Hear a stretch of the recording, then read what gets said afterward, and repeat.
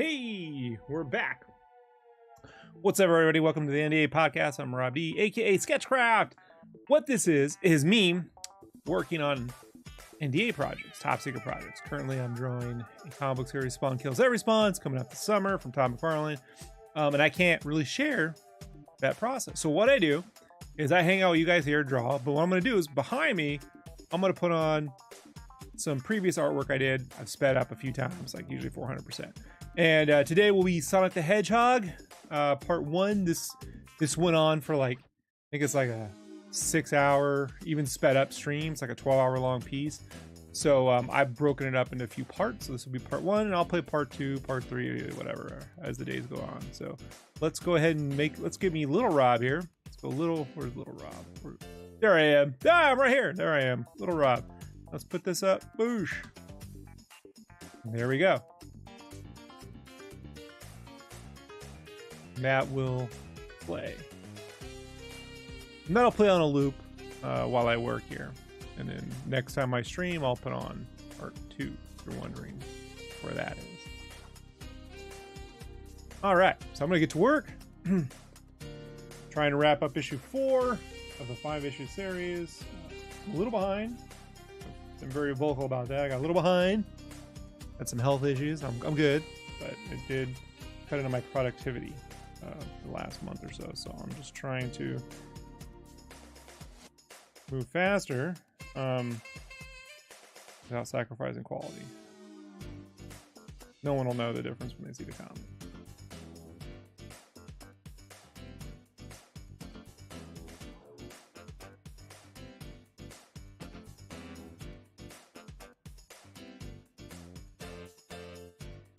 You go ahead here.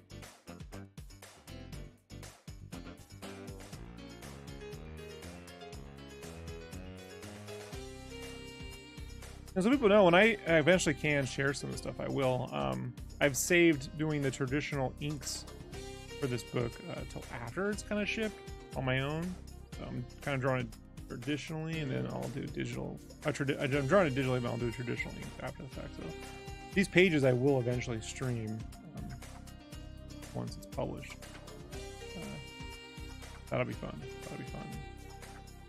People like traditional art, we get it that way, but our workflow on this is digital otherwise, because I gotta get it. I'm just faster.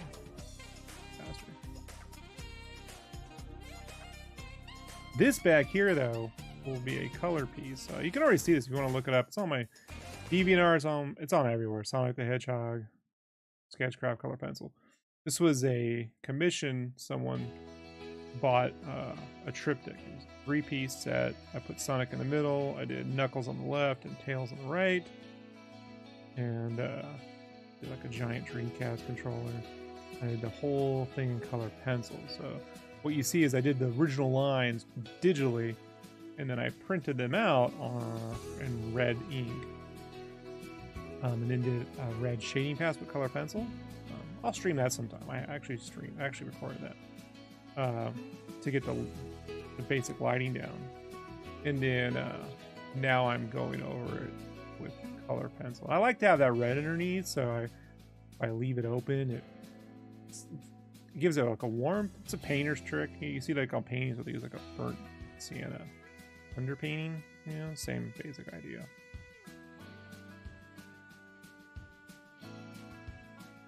But the Sonic alone took maybe like 12 hours to do. Him and the background. The background really ate up a lot of time, more than the character. So this was not a fast process, you know. But I love the warmth and texture of color pencil, you know, even though it's slow. I just love it. Always have, even when I was a kid. I didn't realize I had any talent with color pencil until the last couple months of my senior year in high school. I was part of this APR program, and we had to pick a subject, and my teacher wouldn't let me draw comic books or try to do video game controllers and video games and stuff. And you know, she was on to my little trick with that one. She's like, you got to pick something organic. So I like drawing pumpkins, and I didn't know what to do. because I hated painting at the time. I just really didn't understand the process, and I didn't like doing value shades. I see everything in color. So on a lark, they had this drawer full of color pencils, and I'm like, well, these are probably like crayons, and I enjoyed doing crayons when I was a kid, but they were better than crayons. And the work came out, I mean, look, for a high school kid, it came out pretty good. My teacher ended up giving me this school set of color pencils. She's like, no one ever uses these things, and you got talent, keep them. So that was super nice. I mean, that was like a 120 pencils. That's like $100, $150 set in 1996 money. And I used them for quite a number of years, but I did this big piece for a friend, and it killed my knuckles. Like, I burnished too much, and so I was using the Prismacolors at the time, and so I was just like, I can't ever do color pencil again because I can't risk getting carpal tunnel with my knuckles. Well, fast forward to 2016, 17, somewhere around there, I was doing a lot of Copic marker commissions, as one does, and I was getting really tired of like making the colors blend right. Sometimes they would, sometimes they wouldn't. Didn't matter what paper I picked. So whatever they didn't blend, however that went, I would use color pencil to blend them. And I found Prismacolor is a wax base. I found an oil based one at the time, which were, what do you call those? Polychromos. And so I tried that, and I just loved drawing with the polychromos. I mean, they felt right. The Prismacolors never felt right. They always felt brittle to me, even back in the 90s. Like, they just never felt right. Polychromos just felt like drawing, like I was drawing with butter, like oil. Like, it just felt really good. So I was using the color pencils to sort of add texture and blend between the markers. And then I just got to the point where I'm like, why am I doing the marker work? I should just do color pencil. And that's how this happened.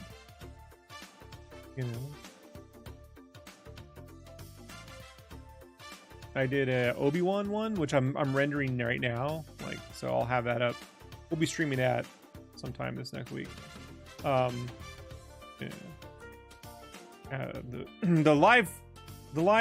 real-time ones are still up on my YouTube, but I'll do a speed paint. I did that one, and it worked great, especially on like sketch covers. So like Marvel had these sketch covers, right, that were really bad. They're like real glossy paper, like a glossy cardstock, and doing any kind of marker work on them was a nightmare. They would smear and they'd get real sticky. It wasn't good. But I found that these colored pencils went great on it. So it's like I came to really like that paper. I was like, how do I get this? And I haven't ever been able to find it, but I did find that B marker paper worked really well. That's what this is. This is B marker paper. And Strathmore 400 or 500 series, doesn't matter, 4-ply. I use the 4-ply plate. It has a real smooth surface, and that allows me to get all these little like scribblies and little nicks and stuff on there. A real smoother surface that picks up every little nick. And yeah, you'll see that plastic right there. That's glycine. It's not, you can use tracing paper, but it's glycine that just protects it from smearing.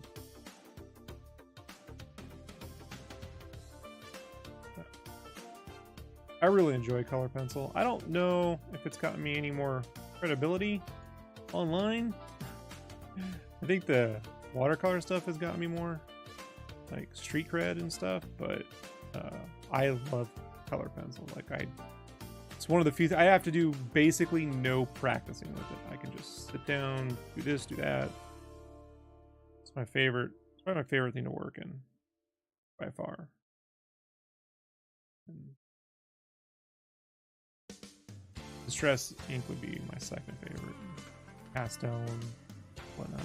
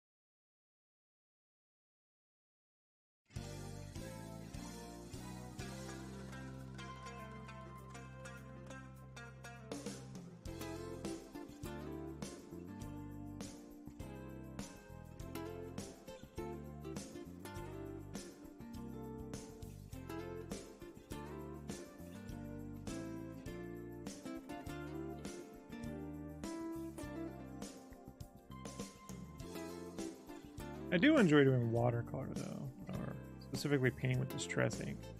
So I enjoy that probably more than watercolor. I just like the way they look. So I definitely want to bring that back, but I think I'm going to try it on craft paper. I was doing marker work on craft paper and I like the look of it. I think I might paint on that instead. Did a couple tests a couple years ago, like turtles and stuff, and got some really good greens and whatnot out of it. And I think I could find a way to blend that watercolor with some of the color pencil stuff. So I was doing color pencil over Copic marker on craft paper, and that came out really good. More of a cleaner look, you know. Time-wise, it was more responsible than this. Because 12 hours for one is pretty nuts. That's closer to an oil painting, you know. But it looks great. I mean, I don't know what to say. Like, you know, if I could charge $1,000 for this, then it would make a lot of sense. But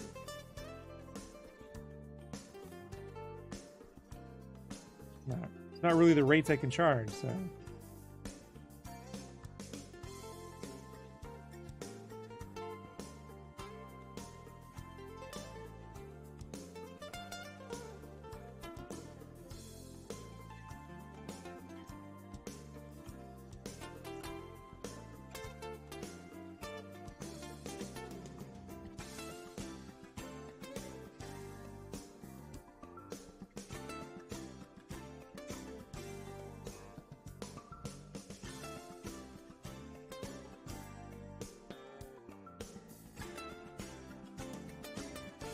Can't really go over watercolor with color pencil though.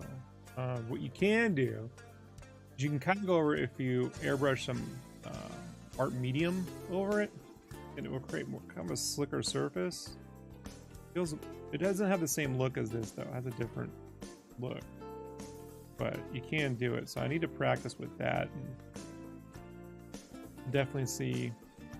You know, you dilute that stuff and you can airbrush over your art, and then it'll give it a surface. Because once the watercolor hits paper, the color pencil doesn't have anything to grab onto. You could also use clear gesso if you want more of a grittier look. It doesn't work so well with the oil-based color pencils. Work better with wax-based. I don't like these a couple Prismacolors because there's still some colors in the sets that Polychromos doesn't have, but don't enjoy using those. So at some point, when I get some extra cash, I might grab a set of Caran d'Ache. Caran d'Ache has the luminance set. You know, they're pretty good, but they're just expensive. And those are wax-based. They're closer to Polychromos in terms of how they feel. I might be able to see if that works. But yeah, you can do so much with color. It's just because it's so light, you know, and you can go dark. And most people on YouTube and stuff, you know, when they do color pencil, they're mostly just recreating photos, which is not what I'm doing here. Here I'm literally just doing this off the top of my head, you know.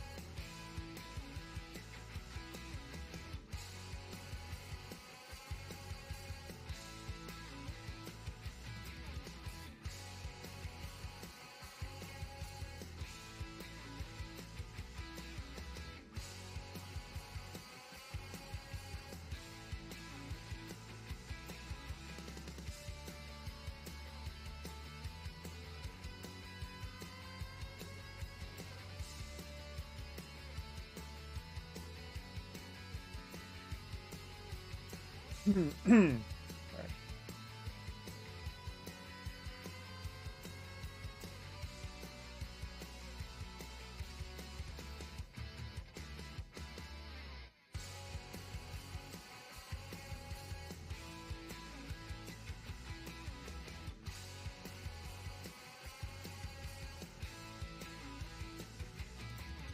I'm gonna sneeze. Feel it. It got me. It got me.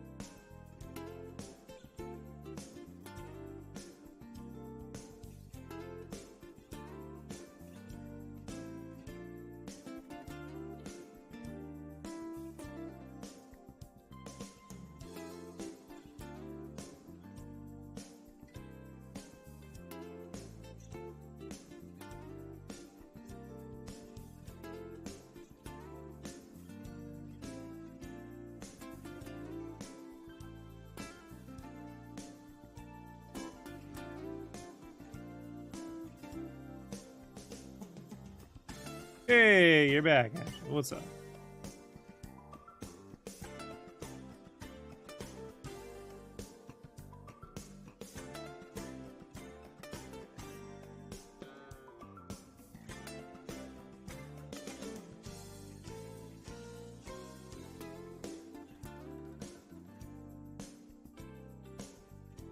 Yeah, I normally do that in the morning, but I stayed up a little too late last night troubleshooting my computer, so I missed kitchen cleaning.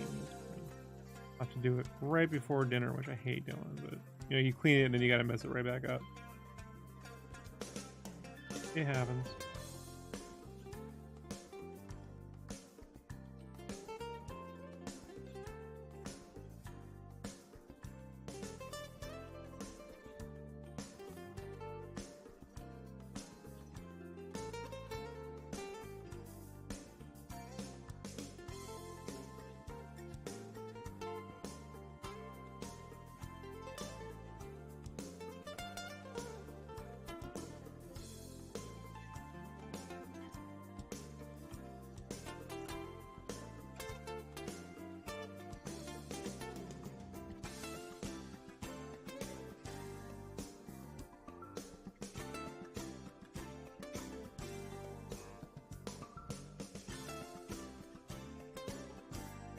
Right.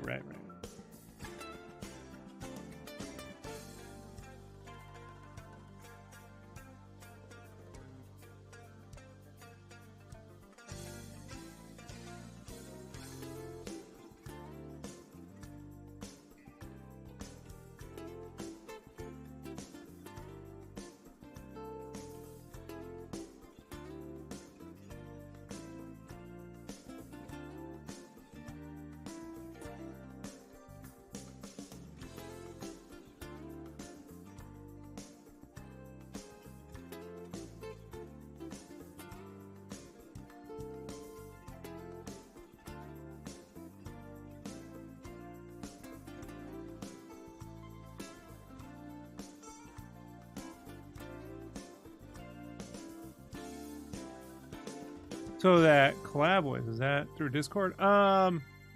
I can do it right here. Like, you can call through Discord, sure, but I can. It's just a link.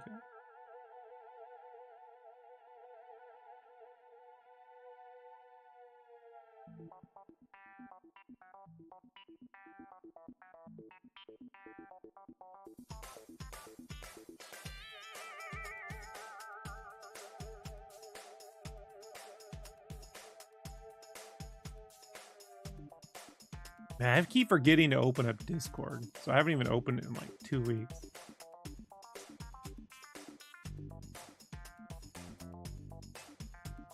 Give me a second, it's update. I'll send you the link. It's a permalink, so.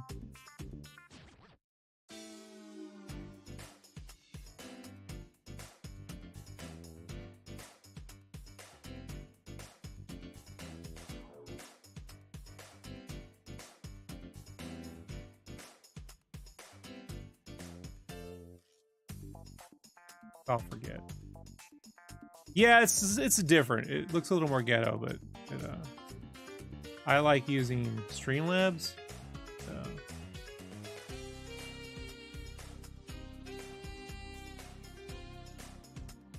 I sent you the stream link.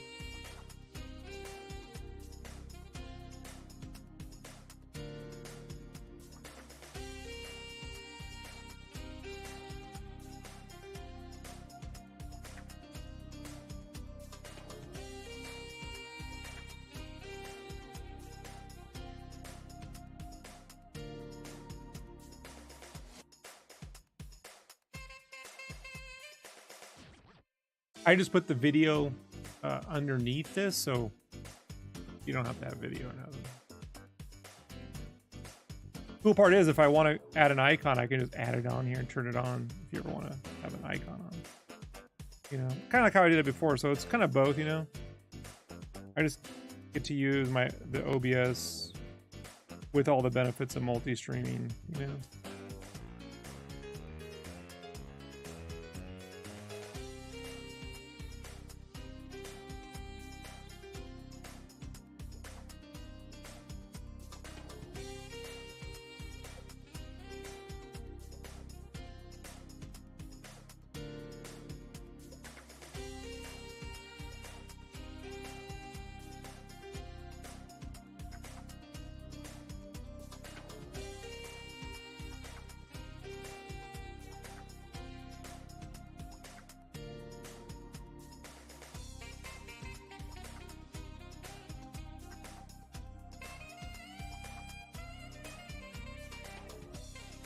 Oh, you were on there.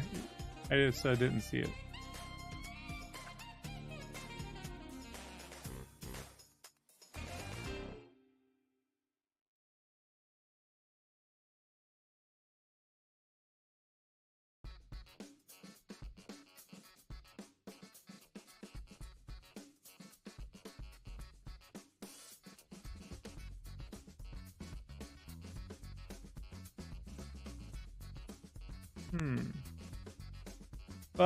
I have to turn it on. So you just click on the link and then I'll add you to the stream.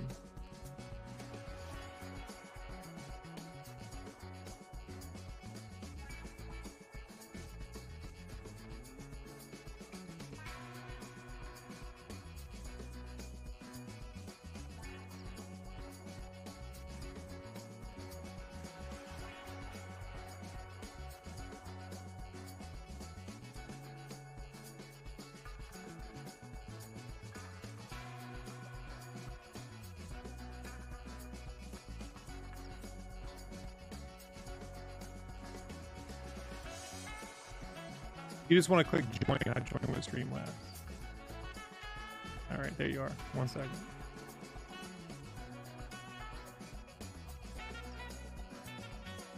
You there?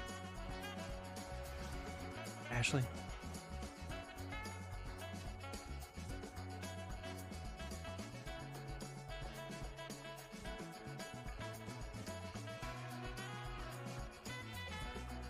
I have added you.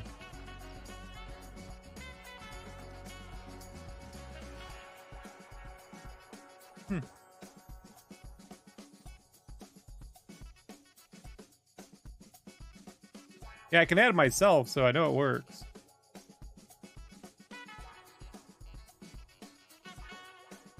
Make sure it's using microphone. Yeah.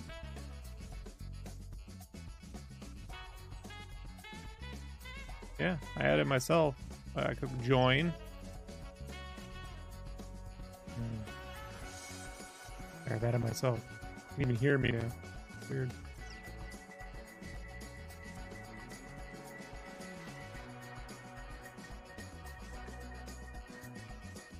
Try pasting the link directly in browser. Maybe that's an issue. I don't know.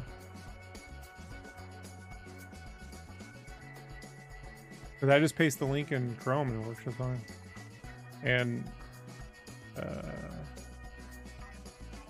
Internet Explorer.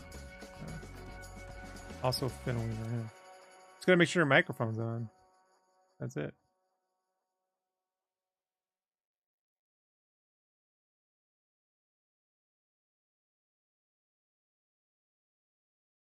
There you go.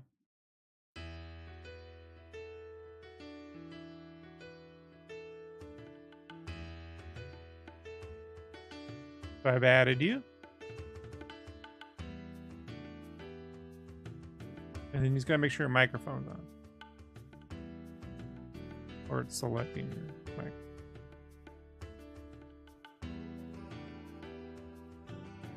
If not, I'll just call you on Discord. Whatever. I tried. Yeah, I don't know. Always something, isn't it, Ashley? Always something. Try to make it easy. I can't make it easy.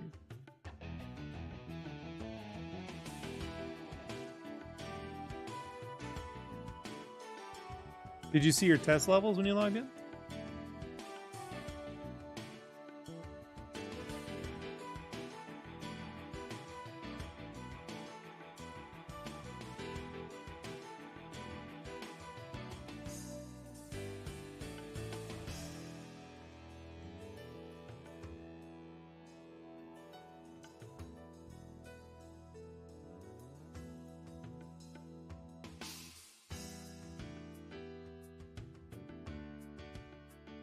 I am calling you right now.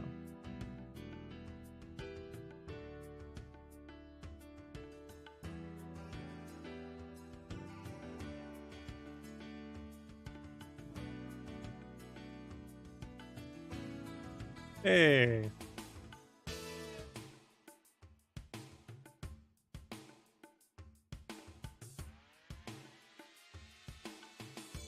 Turn your way down there.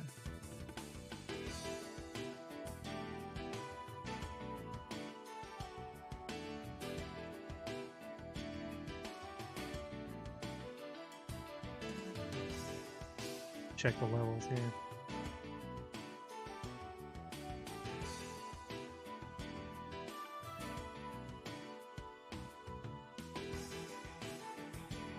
Yep. Yep.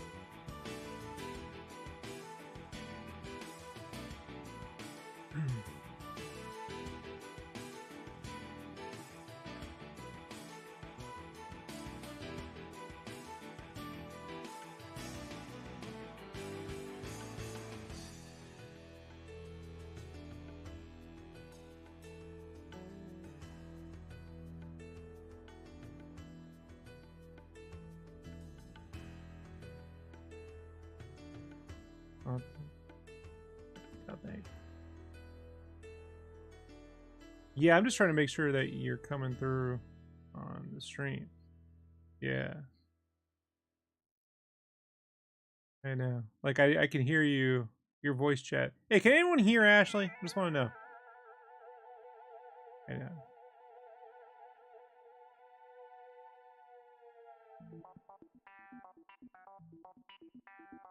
No, they can't hear you. Yeah. I know. It's Discord. It's just stupid there.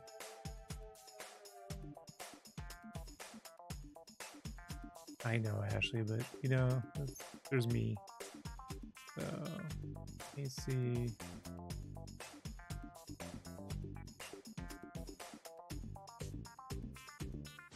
I'll fix it, guys.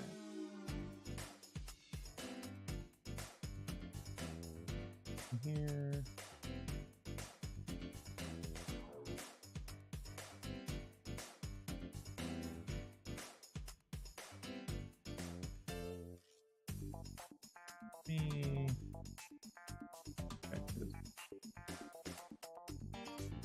Audio.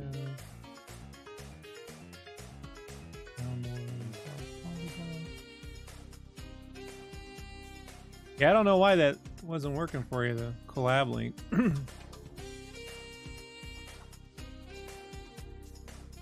It just hates me.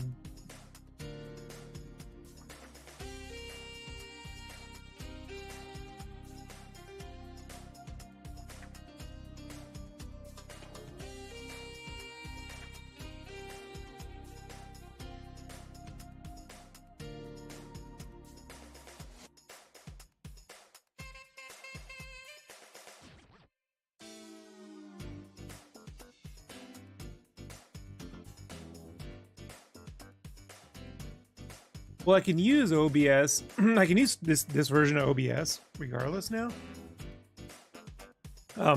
Because they added a virtual cam, so I might switch back over to StreamYard so people can log in easy. So I can use Streamlabs OBS, but set it up as a virtual cam and plug that into StreamYard, and then just use StreamYard. So I might end up doing that.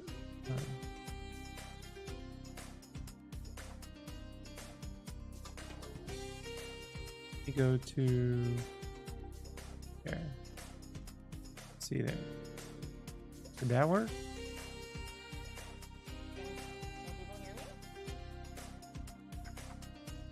Can you hear Ashley now? I need you to talk. Can you hear me?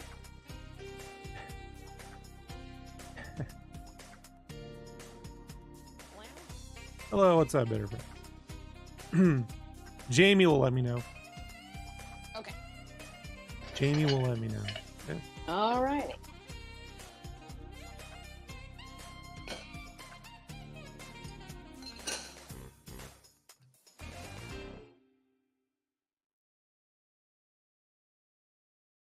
Hey, can anyone hear Ashley talking? Can you hear me talking? Hello? Yeah. Hello. Hello. We sound old. Hello. Hello. Hello? Yeah, they can hear you. Yay! All right. Timmy Hello. says, stopping by, hitting the like button. Looks good. Thank you. The like helps. It helps push the, what do you call it? The social, right? Appreciate it. Yeah, Ashley, this was my... you know, I've spent the last year in my room drawing this comic, and Yeah, that sounds familiar. Sounds like yeah, I know, and I can't stream nothing. Yeah. I got a frog in my throat, man. Jesus Christ. I hate it when that happens on stream. But it just dawned on me the other day. I'm like, why don't I just put video behind me while I draw? You know? Yeah, and you've got like hundreds of videos. 10 years. So 10 years yeah, of stuff. so I was like, that's perfect for you. Yeah, I've there's so many I've never made into speed videos because I was like, well, what's the point? You know, it's good for 600 views. But this is like, oh, I could just keep doing this. You know, I could run Sonic again next week. I mean, I could run whenever, you know. So Oh, sorry. I love that it sounds like you're making things in there, like for real. You know? I'm not. I'm just cleaning. But it's tight quarters. It's a small kitchen. My dad always jokes, he's like, you need an industrial kitchen. And I'm like, I know, but I cook bad food. I'm not good at cooking. I cook food that's good enough for me. A lot of Japanese kitchens are super small. Yeah, they are. They're probably way smaller than this, probably like half the size. And then there's a lot of interesting videos. I used to get them on my TikTok because it's not curated, so I'll just get everything. And there'd be like these ones where like this lady would be like, okay, I'm gonna clean. Hold on, microphone is caught. Anyways, I'm gonna clean. She would have like mini dishwasher, mini washer, mini dryer, like mini, like just everything was like miniaturized, right? And it was like the most satisfying video because the house just looked so nice. And there was a device for everything. Well, the reason why is not just in Japan, but in Europe too. Their apartments don't come with anything, so you always have to buy your washer, dryer, but so everything's smaller, you know. Yeah, and then they do. I looked them up. I was like, where can I get one of those? Not that I need it, and they have them like on Amazon and stuff. Or just move. Wait, to Japan? Yeah, teach English or something. Be one of those people. No, Japan is hard to live, and like I've heard that it's really hard. You live pretty frugally, right? Yeah. Right? Sort of. Internet bill aside. Let's put it this way.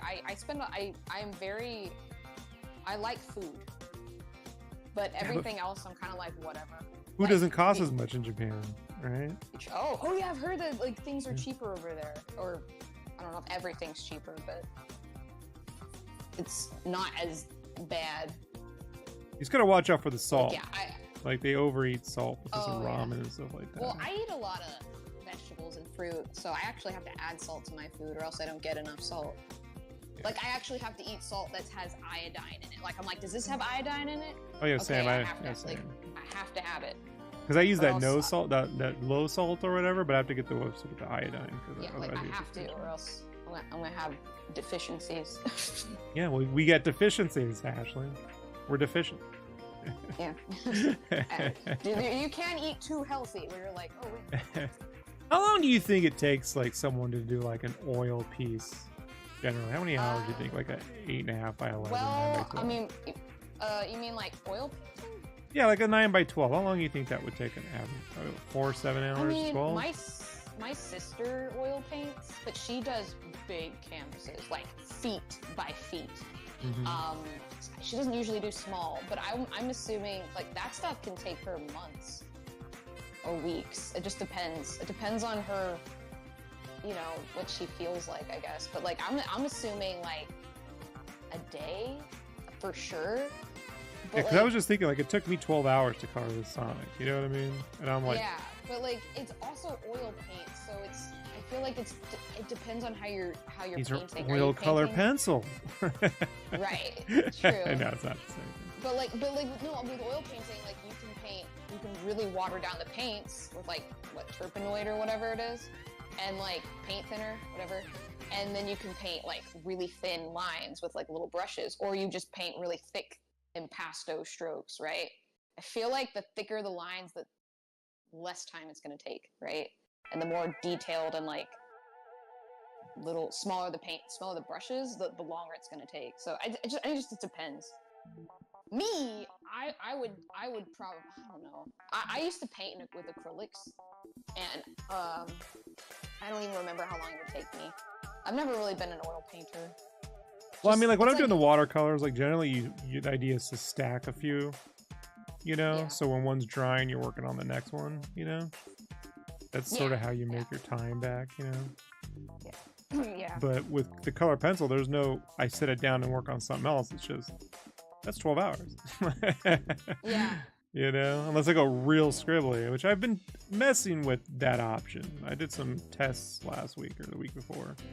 All I know is that whatever length of time, I'd be like, oh, 12 hours, double it for me. I'm always just gonna be like in there like, no, I'm being perfect. Like, I always take way longer.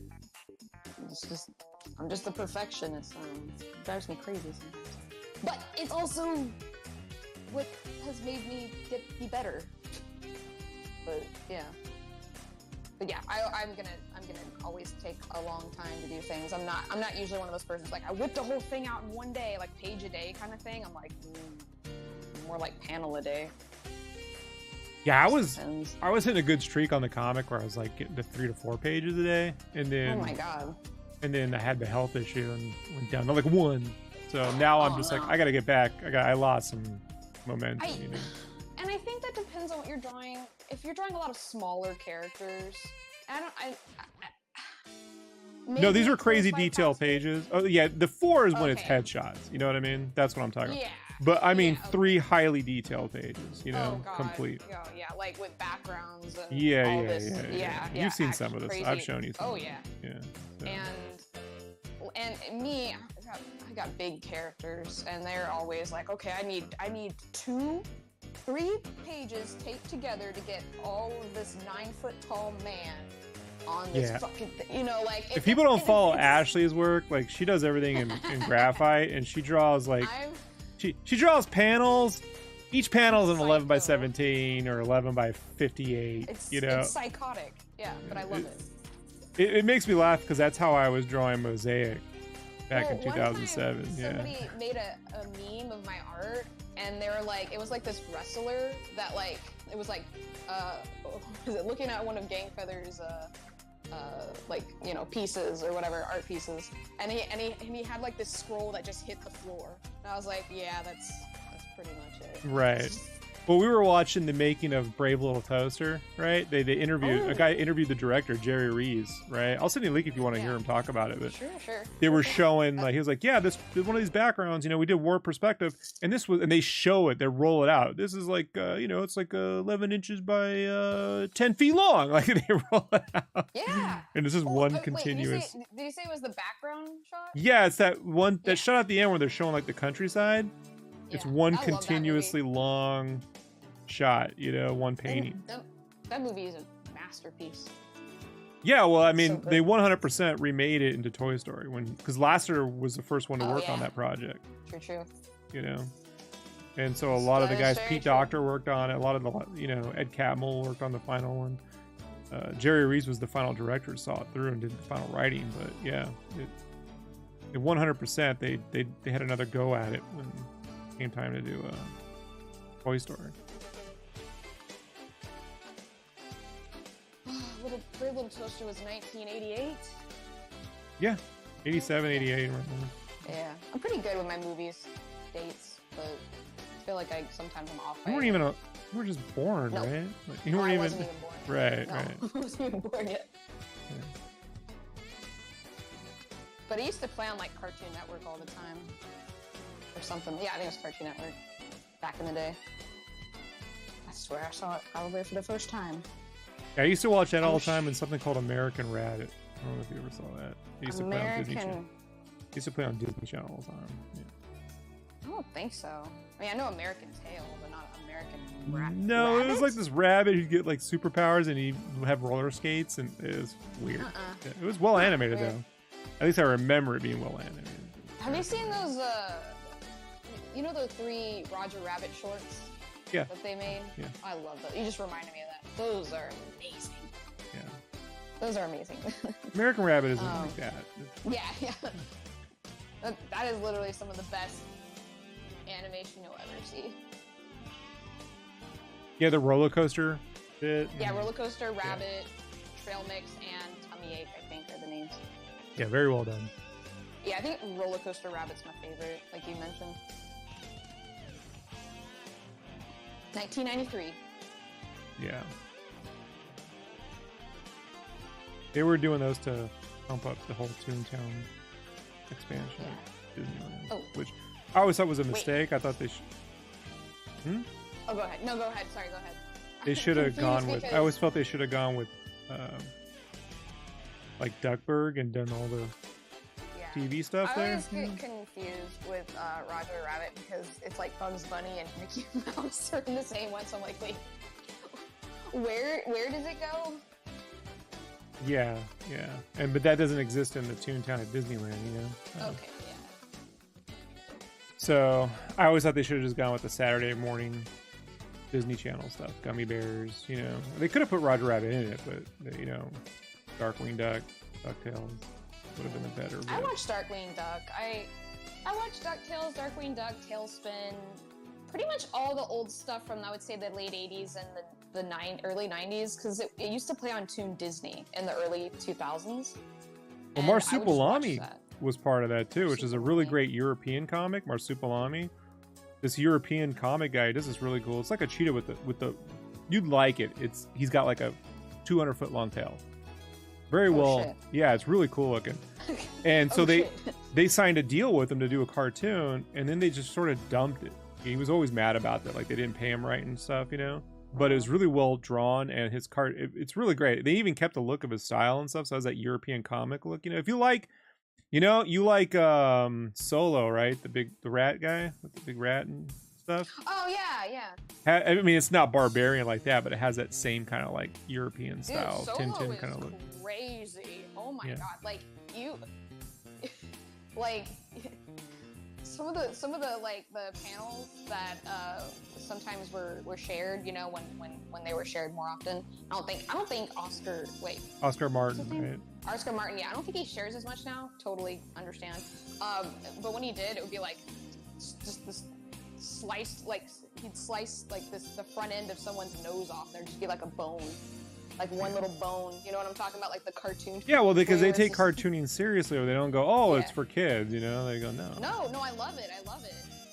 But like it was just it was just, yeah, it was way bloody. And, but I like it.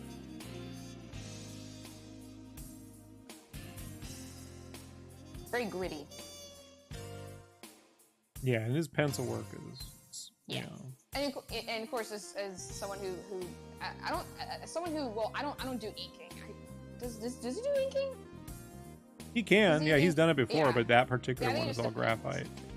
Okay. Yeah, and I'm always a fan of like just pencils.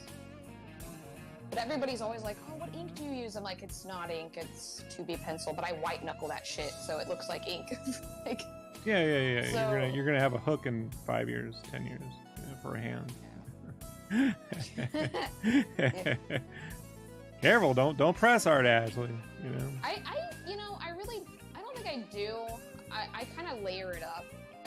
It like I'll kind of won't go crazy like dark, you know, and then I'll kind of make sure that I want it to, that line weight to be that thick, you know. So I'll build it up slowly, and I don't think it's as hard on my hand that way. What was that scene in the Miyazaki documentary? It's free to watch on NHK, folks. Type in NHK Miyazaki, Hayao Miyazaki. You can watch. It's a good 4-part series, and it takes place sort of in between the actual documentaries that they release. It's the same crew, it's the same guy. But I like this one because it goes longer, and it's that period in between Spirited Away and Ponyo, you know, and and so you actually see him developing Ponyo from the scratch, you know. But he's like sitting down to draw with like pencil, and he's like, yeah, gotta go lighter, you know, gotta go to like the 2B, 4B, 6B, because he's like, he just killed his hands when he was younger, you know. Yeah, I get it. I try not to do that, but I don't know. I just stick with 4H, a little bit of HB, 2B. I don't really go, you know. Also, I like to use mechanical pencil, and I think mechanical pencil, they don't have all the B's or the H's. It's very narrow. Like, they're not available in every... Because it would just snap too thin. Yeah, probably. Honestly, though, you could just go Prismacolor and just hold it at the back end of the Prismacolor and get a lot of those same values. Yeah, my problem is I just have a lot of I'm bad at sharpening pencils. One time I had an ebony pencil. If you draw, like I've Thomas Fluharty, right? He's a brilliant pencil illustrator, and he paints and does other shit too.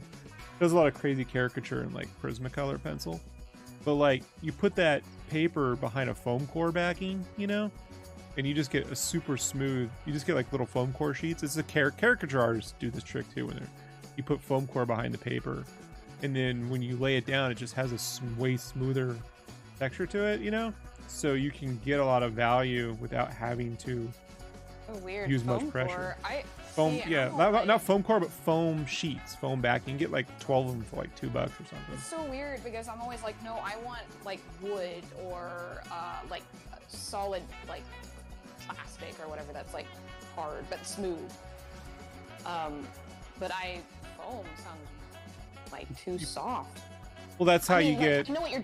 You get a lot of value range with the pencil that way. See what I mean? Because it's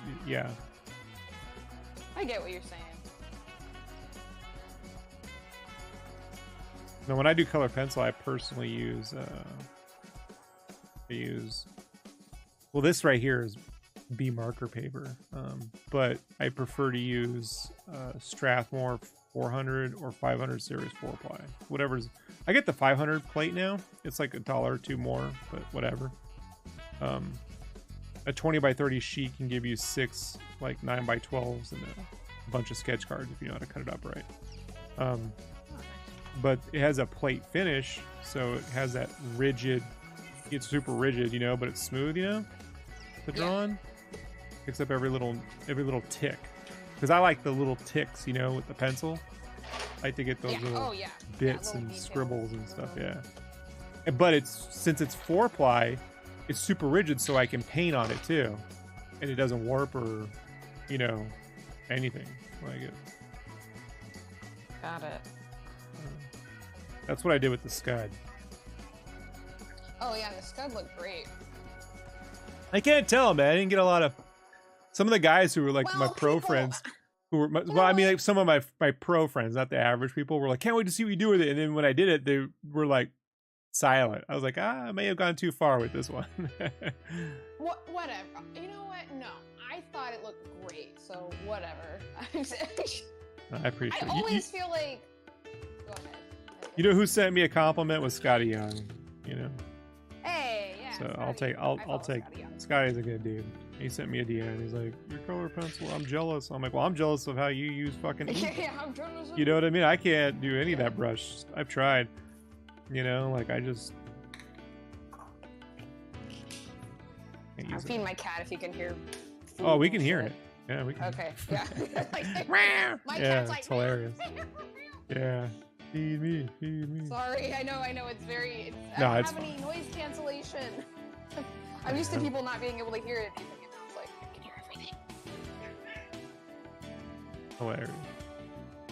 My cat is demanding food. Yeah, I know. All right, hold on. I'm gonna mute for a second while I get up to my room. It's all good. Yeah.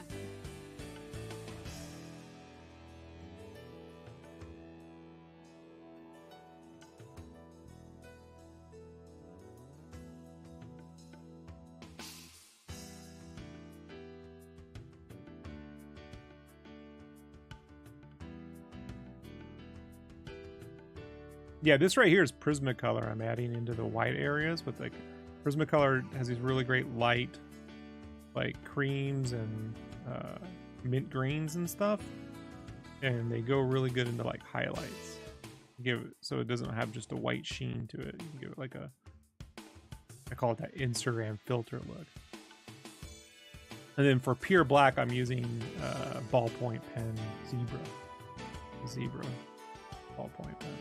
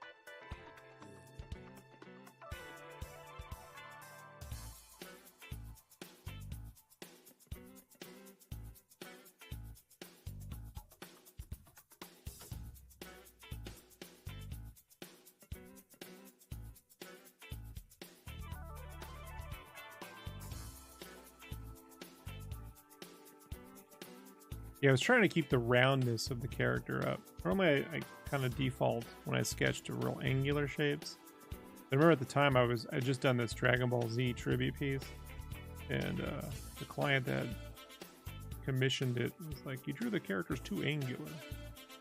So I was like, "All right, no,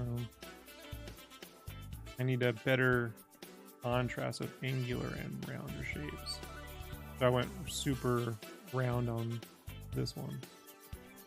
The last time I did Sonic, it was pretty angular. So. And that's because I drew it traditionally on paper. When I draw traditionally on paper, I tend to draw more angularly.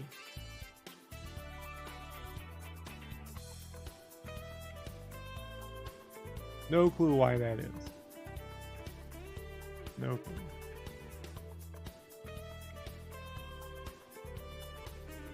but I can get rounder shapes digital. So.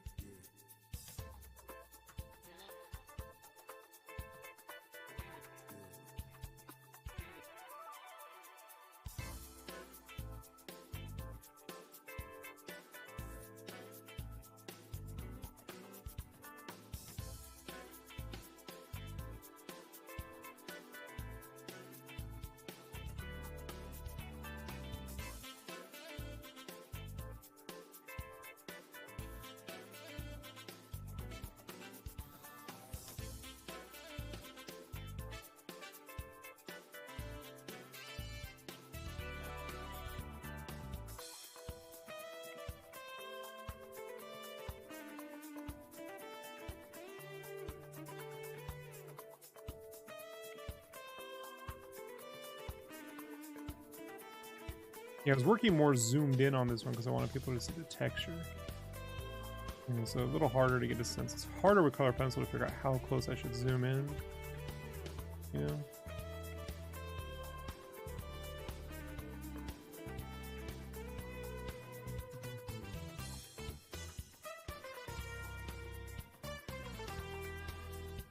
Okay, I'm back. Hey. I am set up in the desk. Okay.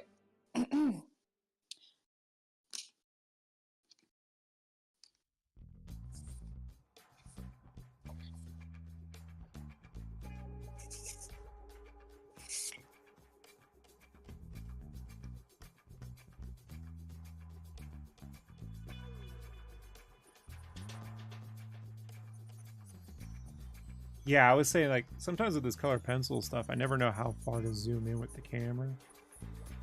Because, like, you can't see the texture when it's zoomed out. I have a 4K and it still doesn't really, you know? So... You should try sketching in really, really light pencil. Everyone's like, it looks amazing. I don't know what it is, but it looks amazing. And I'm like, oh, don't worry, you will. The last time I streamed, I jumped in at 4 a.m. It was like a month ago, maybe 3 weeks ago. Oh, yeah. I was, like, going nuts. And, oh my god! And I remember you were doing well until I showed up. I'm like, did I jinx her? Because you were doing fine, but you were over stressing on your own. Really frustrated. I was like, yeah. I was like, I always like to use this analogy. I was like Chris Farley in Almost Heroes when he's trying to learn the ABCs, and he's like, oh, dude, just like I was just like having a hard time. 1 second. Wait, what's up, Itchy? What's up? How you doing? Yeah, it was funny because. Like, I saw you, I'm like, I hope I didn't throw her off. You know what I mean? No, it's literally like big backgrounds and shit that I'm always like, oh my god, nah, I forgot this shit. So when you left, you cut over to that I think she's German or Swedish. She's a good artist, man. She's a nice person, right? And she was like, oh, Gang Feather stuff is so great and so beautiful. And you were like in the comments, like, it's shit, it's horrible. Like, I was just like, oh, I was just like, oh, I feel like I'm crazy. And she's like, you're not crazy. I'm like, okay. I was like, this is fun. Like, I mean, it's fun for me, not fun for you. You know, I was like, because I've been on that side before. You know, I was trying to draw seats, like heads, like you know when people lean back in cars and seats. I was like, I couldn't fucking. I was like, that's stupid. Well, you know how I get around that, Ashley. This isn't going to help you at all. I can just say how I get around it. Is I just blob it in. You know what I mean?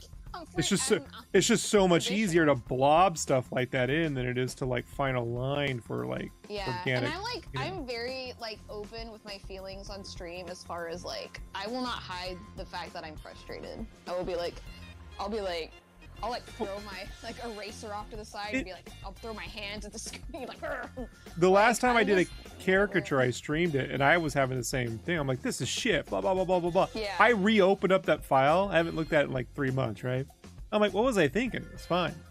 But it does happen. You know what I mean? Like it does happen where we're like, you know, the cool part about this setup is I only wish that I could be recording what I'm doing now on this screen so I'd have it for later, you know?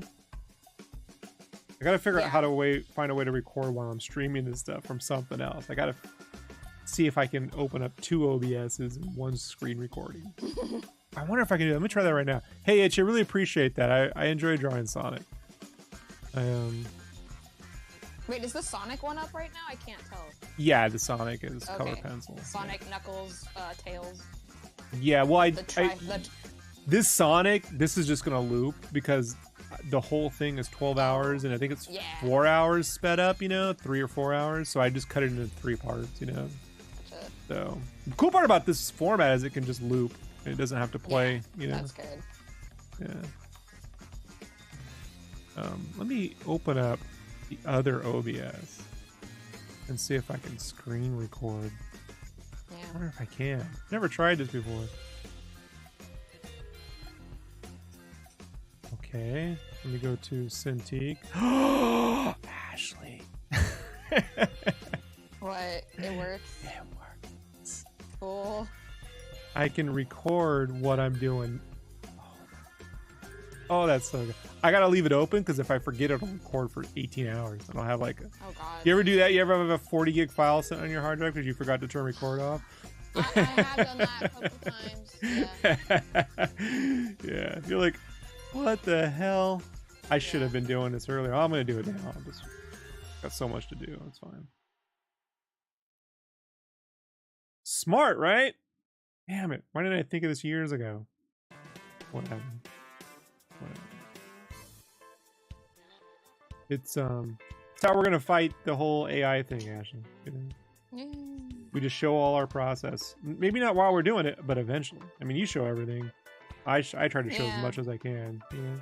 I think too on Twitch you can also download your videos. Well, I can give you a secret tip to that. You can on YouTube, but it sucks. It takes forever, and the quality isn't quite as good. So, what I do now is I have I'll send you the app. I don't want to promote them here, but I have an app that lets you put in a link and then it can rip any. Yeah, I mean, I use it to get my own stuff. You know what I mean? Because it's faster. It's faster than YouTube. I waited like a day once to get something. This can do it in like 10 to 20 minutes. You know?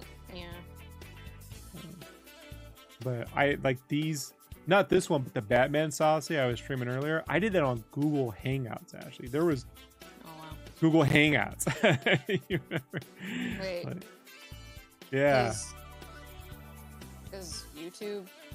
It didn't have, there wasn't a way to do it at the time on YouTube without straight OBS. And it was really difficult. This is 10 years ago. It was a real pain.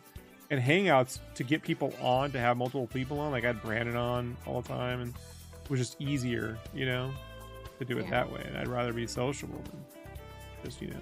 Before that, it was Livestream, and Livestream only actual livestream.com only save things at 240p. Oh, oh my god. 240p. Yeah. I lost a lot of art. Yeah. But I have the other OBS recording my screen. Gosh, smart ass. Smart. I should have done this back at issue 1. I could have the whole issue recorded. Damn it. Damn it. I know. I get it. It's like, it's not complete.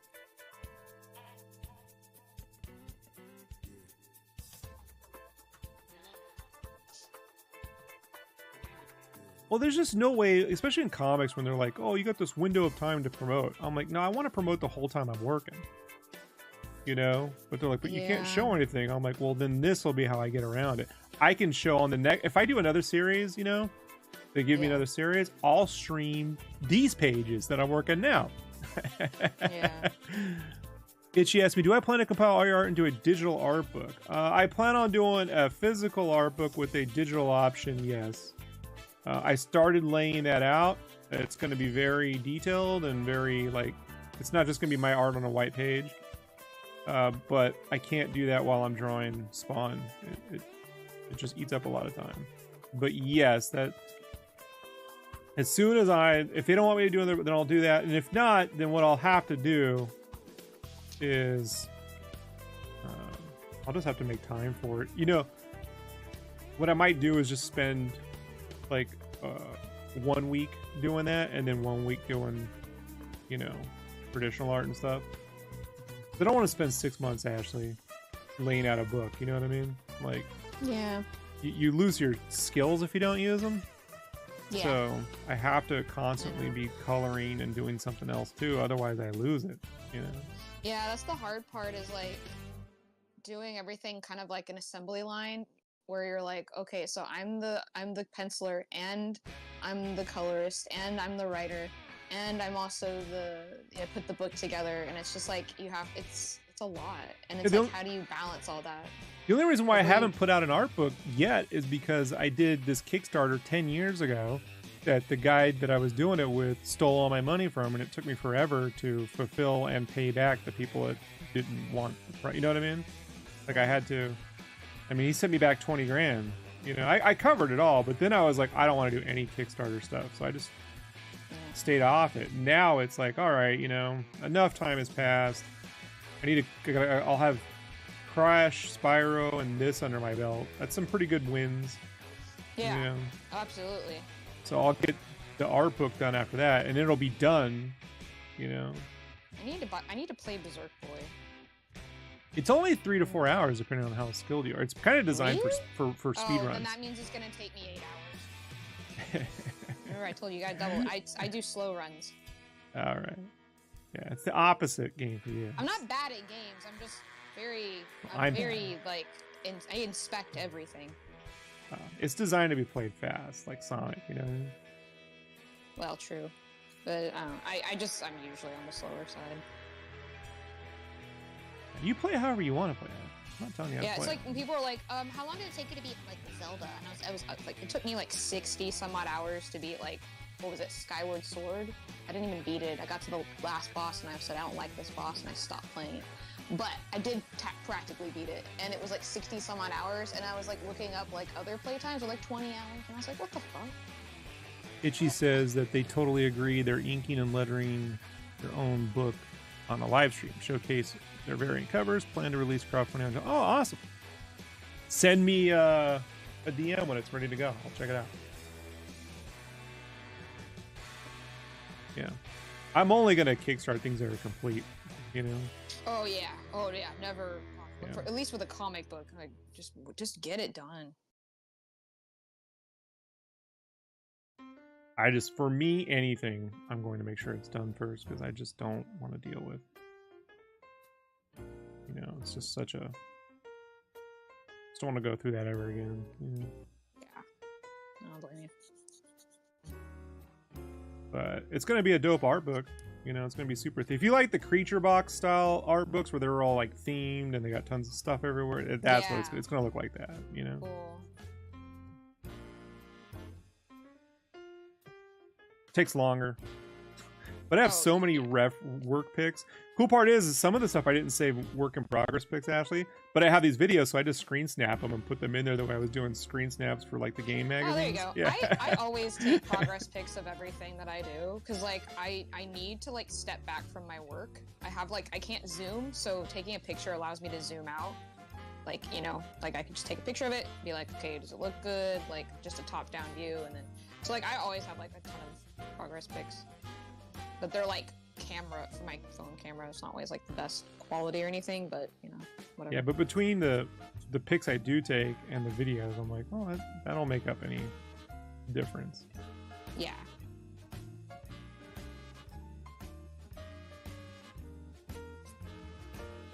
I also kind of like to look back and see the process of things a little bit.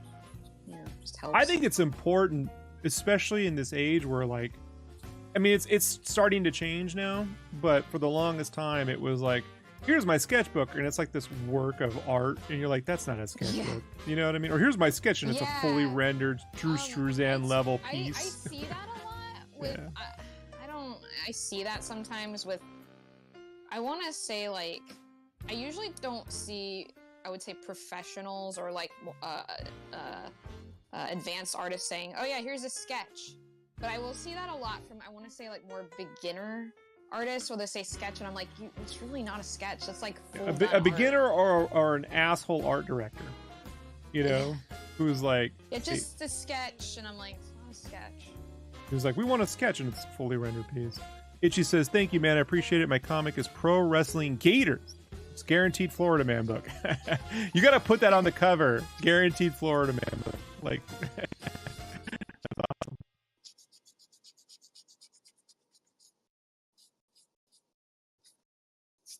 Yeah, if I was going to do Pro Wrestling Gators, I would do it like in a Chris Falusi style.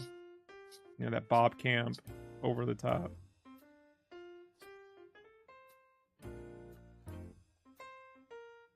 I know some people like, his name's verboten, and I'm like, it is, but other people worked on that cartoon. A lot of girls draw like in that art style now. I've been noticing. What kind of art style? The Chris Falusi, Ren and Stimpy, you know? Oh, weird. Yeah, yeah. I always get mistaken for a man anyway. So, I don't know. I don't know what people. I don't know what. You get mistaken for a man? No. Yeah, my art does, but like people are like, "Hey, man, great art," and I'm like, "I'm not a man." Oh, like, maybe you got man hands. It's because well, it's not on Twitch. It's usually on Instagram, because nobody can tell. Like they don't. Right, they default. You know, you can't. Yeah, because I don't post like my face or my hands. I don't like taking pictures of my hands. Funny story. I don't mind taking video of my hands. Funny story about that. The first time I took my buddy Joe to San Diego Comic-Con, I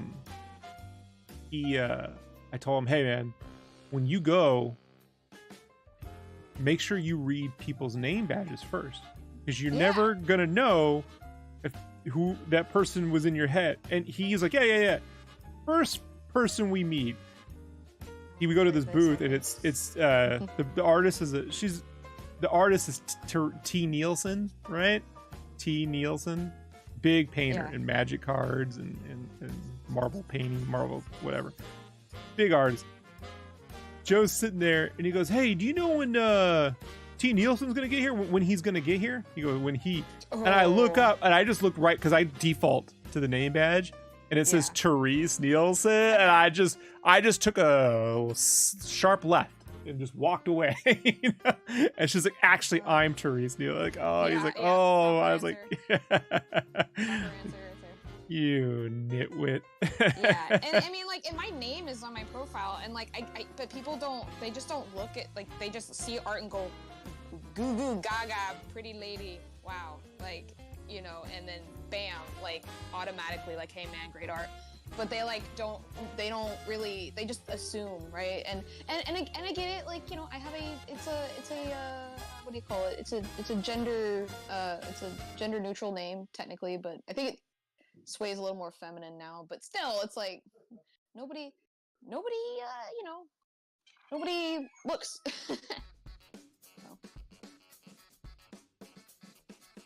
Itchy says there's an influence of Ren and Stimpy for close-up shots. Oh, that's the Bob Camp did those close-up. No, not Bob Camp. Bill Ray. Ones? Bill Ray did the close-up shots in Ren and Stimpy. Those are great. Yeah, he does all the background art for, like, you know, Samurai Jack and and same with SpongeBob. SpongeBob has those. Same guy. No, same guy. Yeah, SpongeBob was a lot of the Ren and Stimpy crew, but they were just on a more ethical, like a non-toxic working environment on SpongeBob. Yeah. You know, so they weren't being like harassed. I mean, Chris Falusi was a madman. But have you ever read the Spumco comic, Ashley? No. Chris Falusi put this Spumco comic out. It's like on all the sites for reading comics. If you know, you can read that thing for free. You don't have to pay for it. But it's batshit crazy. Like, it's got stuff for like this character's out there picking up, collecting bugs, and he picks up these bugs, and it's a mom bug and a kid bug, and he pulls the kid away, and he's screaming for his mom, and then he kills the mom, and like, it's just Jesus Christ. But it's like yeah, it's like these simple little things kids would do, but you see the horrifics of it from the the bug's perspective. I can't. It's too much for me. Like, look, I draw. I have a different kind of violence with my art. Like, my art is very different from that. I like emotional violence, Ashley. Yeah, mine is like fighting monsters and shit and blood and, you know, it's not like fucked up. I mean, like, I love that. Yeah, I like the fucked up. Like, it's not. I can't. I'm like, dude, I can't. Yeah, gets in your head. You know, like it's like traumatizing. Yeah, it's blood and guts is funnier. It's funny, you know, but this stuff is like, oh my god, it's just why did you do that? It's drawn so takes a crazy person to do that, you know. Yeah, I can't, man. I can't. It's just no. I hate it when bad things happen to the cute characters. Like, it just tears me apart. I'm like, oh my god. I don't know how the bug is drawn. I don't know. You can imagine. Yeah, I can't. It's everything you can imagine, actually.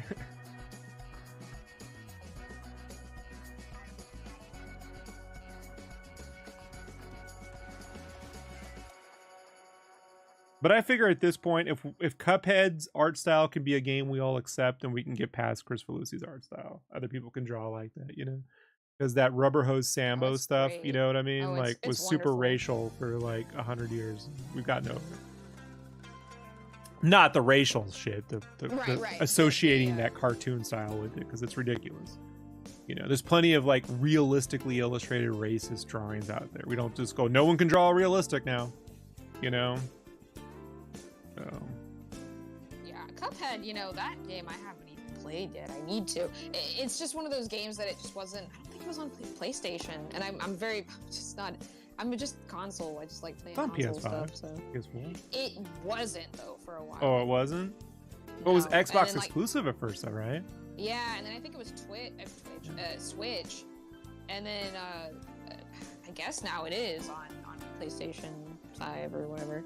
So I could play it. But... You can just leave it on while you work though. It's fun to watch, you know. Oh yeah, like someone playing it. Yeah. Or like I've watched it, but I don't want to be spoiled. One of those games where I'm like, I really should play that one. It's just good. Itchy says, dude, the documentary on the studio of Spumco is crazy. Yeah, it is crazy. It was a wild. I suggest every artist watch it because that stuff does happen. You know, like nothing happened. It was just a toxic place to work, but it does happen, you know. But it is a good documentary, you know. And then guys hitting on girls and stuff, you know, like it's ridiculous. You know? That's why, Ashley, when we went to cons, I did everything I could to make sure you felt okay. You know what I mean? Like, yeah. Like I want you to know, you know, you're safe. You and your mom and yeah, that was fun. I actually had a great time.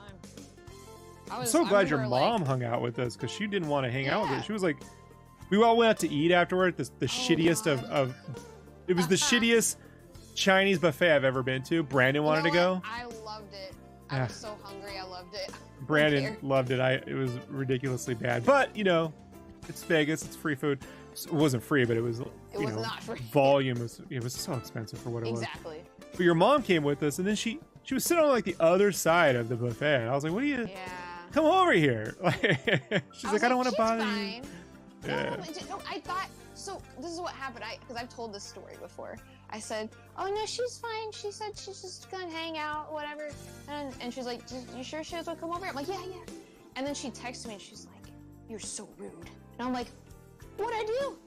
And then I like went over there and I was like, "I thought you wanted to be like just hang out by yourself." She's like, "No, you didn't even invite me." And I was like, "I don't remember. It's been a while." But like, I was like, I didn't know. I was like, I didn't know. And then like Brandon went over there and was like, "Hey mom, what's going on?" Right. And like he saved the day, and it was like, oh, God. Yeah, like, Brandon's a super. He's like that Kelsey, that the fun sports guy. Yeah. You know what I mean? I was like, I could have sworn you say. I was like, oh my God. But yeah, that was funny. That was funny. But yeah, that buffet was. You know what? That buffet was great. I do remember like going over and getting a salad. It was not great. It was great because I was hungry. And, like I was so hungry, I didn't even want to wash my hands. I'm like, I don't care. And like, I remember I got a salad, and you're like, you're gonna need more than that to sustain you. And I was like, oh, don't worry, I'm going back for seconds and thirds, and maybe fourths. Like, yeah, when you overpay for a shitty buffet, you better fill up. You know, I was like, I'm just getting started. I always start out with a salad. I load up and get like this mega salad, and then I'm like, now I'm going back for like lasagna, soup, pizza, potatoes. Yeah, a Chinese buffet that sells lasagna. It was killing me. I had a fried chicken. I'm like, what is this place? Like this, you can't get everything. Yeah. You can't. It can't have everything. And bread pudding. Classic Chinese dessert. Yes. Staple of Mandarin cuisine. Bread pudding. And you're like, you know what you should try? They have great bread pudding over on, I don't know, you were telling me like some place that had really good bread pudding. Oh, the 9-5 Irishman. Yeah. And 9 Fine Irishman. I love bread pudding. It's like I stand by that. You ever go to Vegas, you go to 9 Fine Irishman. 9 to 5. 9 fine as in Fine, like they're fine. Yeah. 9 fine. Okay. Yeah. They have a free show at night. I recommend that, like an Irish Celtic thing. Cool.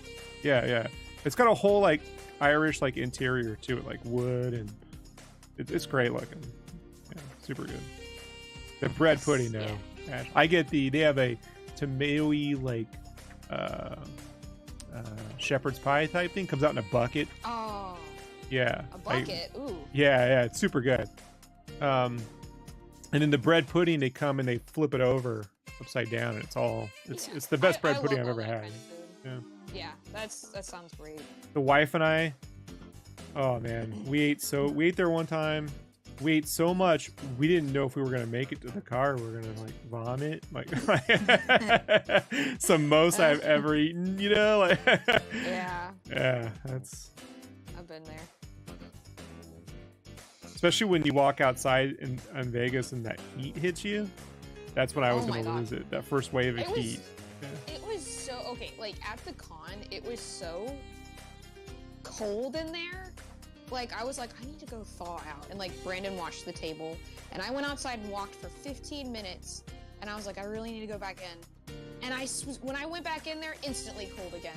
Like I was like, it was 115 degrees outside. I remember, and it still wasn't enough for me. And I like so the heat was a dry heat. It definitely didn't feel as hot as it would like in like Texas, where it's just humid and you feel like you're swimming. So for me, it felt really good. Like I was like, this is fine. This is actually better than normal. Yeah, it's similar to where I grew up, and I hate it. Like I hate being. I like being in cooler environments. You know. I get that. Yeah, I'm just small and like I just everything. I get cold easily. Like when a cold snap hit the back last month, January, like it was like 12 to 10 degrees outside. The downstairs could not keep up with the how cold it was, and I remember I walked down there that first night of the cold snap and was like, oh my god, it's 65 degrees down here, what the hell?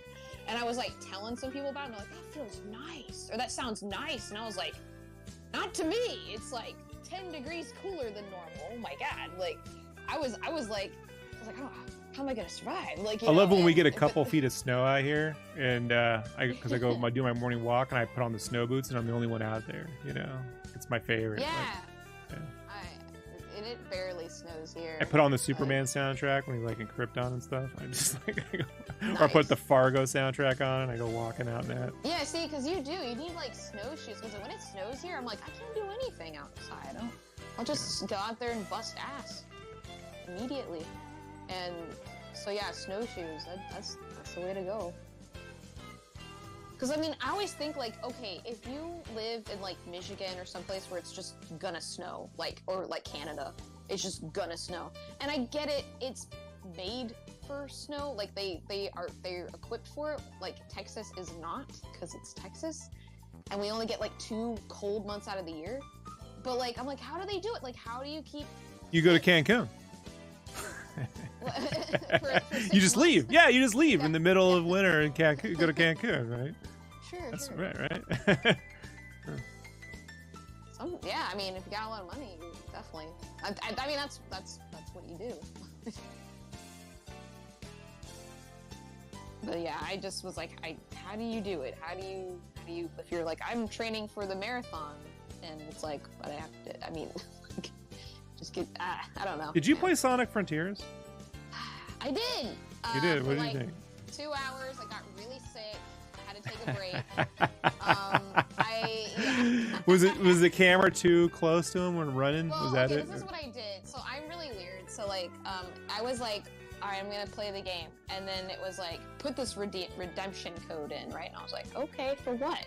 And they're like, you get cool things. I was like, do I need these things? They're like, I was looking it up online. They're like, you might. It kind of helps. And I was like, all right, I'll do it. And then I was like, great, now you have these. And it makes, I was like, is this making it easier on me? And so like, I was like, okay, you know what? Since I did that, I'm gonna make everything difficult. Everything, I'm gonna move super fast, and I'm gonna be on the hardest setting, right? And then that was a mistake, because that's what made me sick. I probably would have gotten sick anyway, even on regular like speed and difficulty. But that's probably the main reason. You take Dramamine when you play that game? Would that help? I probably should need to. Okay, so interesting thing. I get very car sick, and I get very so I get motion sickness and simulation sickness. But I only get motion sickness in cars. I don't get it in planes or boats. It's just cars. So like, yeah, those two things I get really sick. So like, Sonic apparently makes me sick. Borderlands 3 made me sick. I had to get used to that. And back in the day, Donkey Kong 64 used to make me hella sick. Whenever I got in the water and started swimming around. See, FPSs give me headaches or whatever you call it. Yeah. Well, like, but with VR doesn't. Weird. I would probably get like, I can do VR for hours, no problem, right? But an FPS on a console, you know what? I think part of it is the controller. I'm better with mouse and keyboard. There's something about the analog, the delay or whatever, you know. I think that causes something. I've gotten sick on rides too, a little bit. But yeah, I am very prone. Like, it doesn't take much. But of course, if I'm driving, so it's weird, right? You would think, well, no, maybe in VR. No, I don't know. Because here's the thing about me driving. If I'm driving, I never get sick with me driving because I can anticipate everything. But if I don't know to anticipate something, that's my problem, is I get really sick.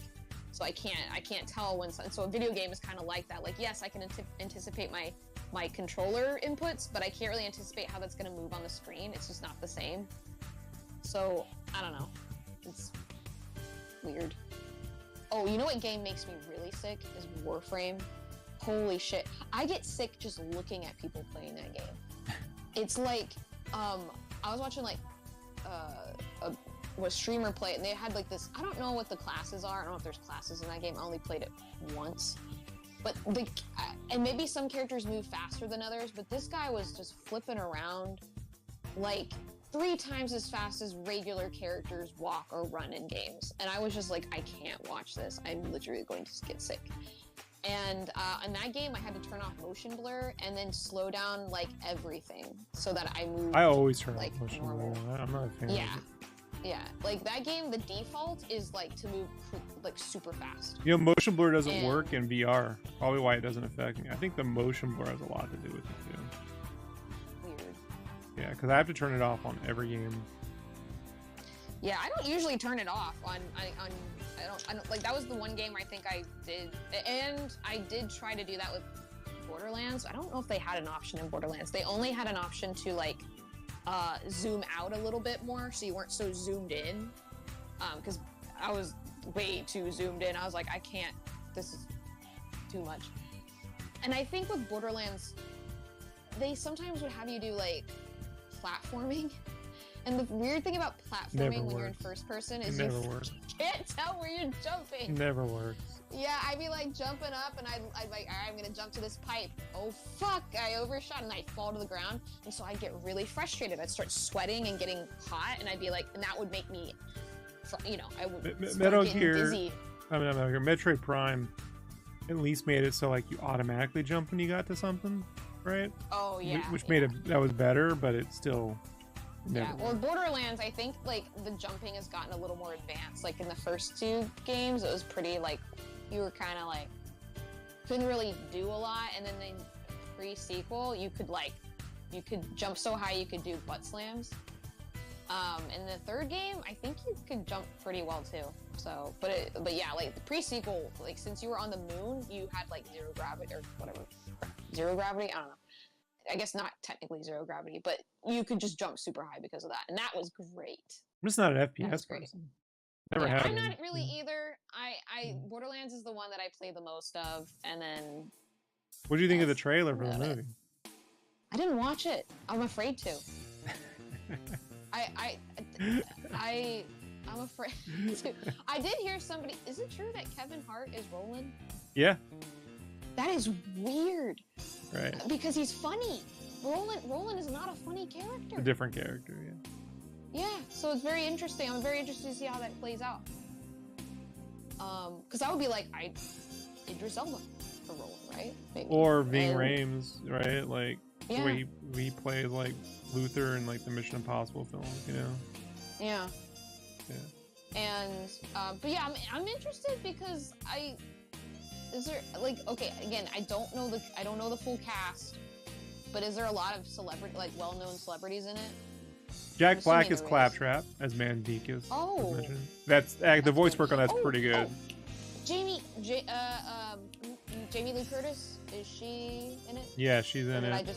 Dr. Tannis? Is she Tannis? Yeah, and then probably the most controversial one was Cate Blanchett's playing the lead chick, and most people are like, but she's supposed to be 20. The one with the red hair. Oh wait, who's the lead? Oh, Lilith. Lilith is not 20. You know what I mean, you know? Yeah, but I'm like, she's like, well, it has a very Guardians of the Galaxy feel to it, you know? I can see what they're going for. And who knows? Lilith in the first game is, I'm gonna say she's like 25-ish in the first game. I don't know if she's supposed to be like in her 30s or something. But yeah, like by game 3, she's in her 30s. I could ultimately care less because, you know, Cate Blanchett's I'm great. over here like, no, that's not the right age. But like, at the end of the day, it's like, the movie was abandoned by Eli Roth halfway through production. And then they brought on Tim Miller, director of Deadpool and that Terminator Dark Fate movie, to wrap it up. So it'll be interesting to see if they actually pulled out a movie at all, you know, despite what the trailers look like, because that's, you know, if it's interesting to me that the producer gets all the credit in the trailer. From the producer of Venom and Spider-Man, and you're just like, the producer, huh? Yeah. Yeah, that's interesting. I forgot who plays Krieg. Krieg is my favorite character. I think he's in it. Krieg is my favorite. I love Krieg. He's like he's a psycho, and like the dudes that wear the masks, you know, like on the covers. He's one of those. I don't know. I love that guy. Well, he's not. I wouldn't say he's one of the like main characters. I think he's just more of one of the breakout characters. You guys don't watch this, but Quentin Tarantino did a podcast last year, his own podcast called Video Archives with Roger Avery, his longtime friend, and he co-wrote the initial idea for Pulp Fiction. They co-wrote Reservoir Dogs and stuff. They were good friends, and so this podcast was they used to work at a video store called Video Archives in LA, right? That's how they met in the 80s. And when Quentin got wealthy, the store went out of business. Quentin bought all the tapes, and he's kept all the tapes and all the original materials. He's kept all the tapes at his own private theater at home. So the podcast is them going through the different tapes from Video Archive and reminiscing and going over the different movies. Some of them he hasn't seen in a while, some of them he doesn't even like, but it's a really good podcast. But there was an episode where they had Eli Roth on, and I didn't know about this whole Borderlands situation, but there was a conversation they were having where Quentin was sort of like telling him, yeah, you know, I would get handed all these like gigs to go do studio-based projects, and it never works out. I wonder now if that was him ribbing Eli, like at the time and I didn't know about it. Yeah. So that's a good podcast. So if you don't know what the movies are, you're really not gonna know them. You don't really have to, because the conversations are pretty good, entertaining. Yeah, I haven't really been listening to too many podcasts lately. My like attention span's really bad. Well, actually, I see you're drawing the whole time, so it's like yeah. But I know I can't. I'm like, and up until this last week, I hadn't figured out how to stream all of it. So what do you think I was doing? I know. Yeah. Well, I listen to like the One Piece podcast, but I'm all caught up on it, so I'm like, I don't know what to do. So I used to listen to Kevin Smith all the time, but it's like he does how is it, Fat Men on Batman? Fat Man Beyond now. Fat Man Beyond, thank you. Yeah, I watched like one episode a while ago, just one. But I used to watch it all the time, especially when him and like Mark Bernardin would like do the the commentaries for the Batman movies? Yeah, those were great. Those were my favorite. I love when people do like review commentaries. Those are great. Yeah, I still watch Batman Beyond. I was watching that back like Fat Man on Batman, like back in like 2014. Not watching, but listening to. He was like one of the first to start podcasts. He was, but I've been listening to a podcaster since 1998. Before it was a podcast. Shane R. Monroe, and he's still on, and it is funny when like Kevin goes, I'm like the first. I'm like, no, I know a guy beat you by 10 years. By 10 years. And it was a guy, Shane R. Monroe, he's still on now. He does a thing called Passenger Seat Radio, but at the time it was called Retro Gaming Radio, and it was right when they were developing MAME. So Shane would go on there and talk about all the MAME updates and what was going into them, which ones worked, what games were accurate, and then he moved those conversations into interviewing all the guys who made those retro games that because he's older than us by about 10, older than me by about 10 or 15 years. So he would interview the guys, Gary Gygax and all these guys that made all the classic pinball or arcade games from the 80s and stuff, and Commodore 64 dudes, and Don Bluth. He had Don Bluth on, and Gary Goldman, and he's such a Dragon's Lair fan. He actually was hired to do quality like testing on the DS version of Dragon's Lair. It went to DS, Oh wow, I remember when that came out. Funny thing about Shane. Sorry, go ahead. No. I was just gonna say that I remember I was watching G4 back in the day, and they were like, Dragon's Lair game came out. I was like, that looks cool. And I saw like a little animation with it, and I was like, what is this? And I like looked it up, and it was like, oh, it's like an old game, or was it a movie? Like I just remember like right. being like, that is so cool, the art. Like now you can watch Stranger Things and learn all about it, right? Like, well, it's because I saw like Princess Daphne, and she was like wearing like nothing, and I was like, that is not Disney. Like it's like no, it's the guy who left Disney. It's hilarious. Right, but it's like that's a little more adult. Like my eyes were like, this is a little more adult. First video game I was ever intimidated by. Oh my gosh, I think that game is. I think I watched, was it Maximilian Dude, and the Yo Video Games crew play that on Twitch. I don't know if you watch Max, but they were playing, I believe, Dragon's Lair. And I don't know how far they got into it, but the most fun is watching somebody like continually die at a part, and then just seeing Dirk just horribly die and like over and over again. Right. You're just like, oh, this poor guy. But I guess because it's like timing based, right? Yeah, it's all timing. You get a flash on the screen. You gotta move the stick left, move it right, or hit a button. It's basically a QuickTime movie game. The QuickTime events. Yeah, Dragon's Lair is a QuickTime event game. I also like Space Ace. I thought that looks Space Ace. It's actually the better game. Well, I mean, I don't know. I mean, I haven't played it, but like, I just like the aesthetic. It's like, I don't know. When I saw the backgrounds, I was like, these look really cool. Like, I really like. I'm just digging the sci-fi vibe.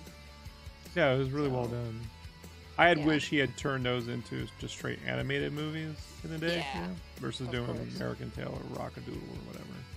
Got done. Yeah, I think those would have been cool movies.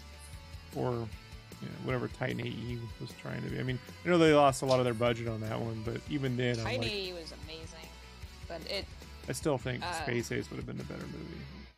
Oh yeah.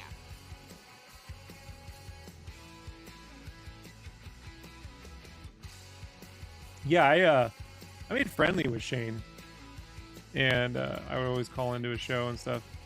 And then it turns out, so Shane works at Maricopa County for the court system doing their IT and stuff. And he has for years and years.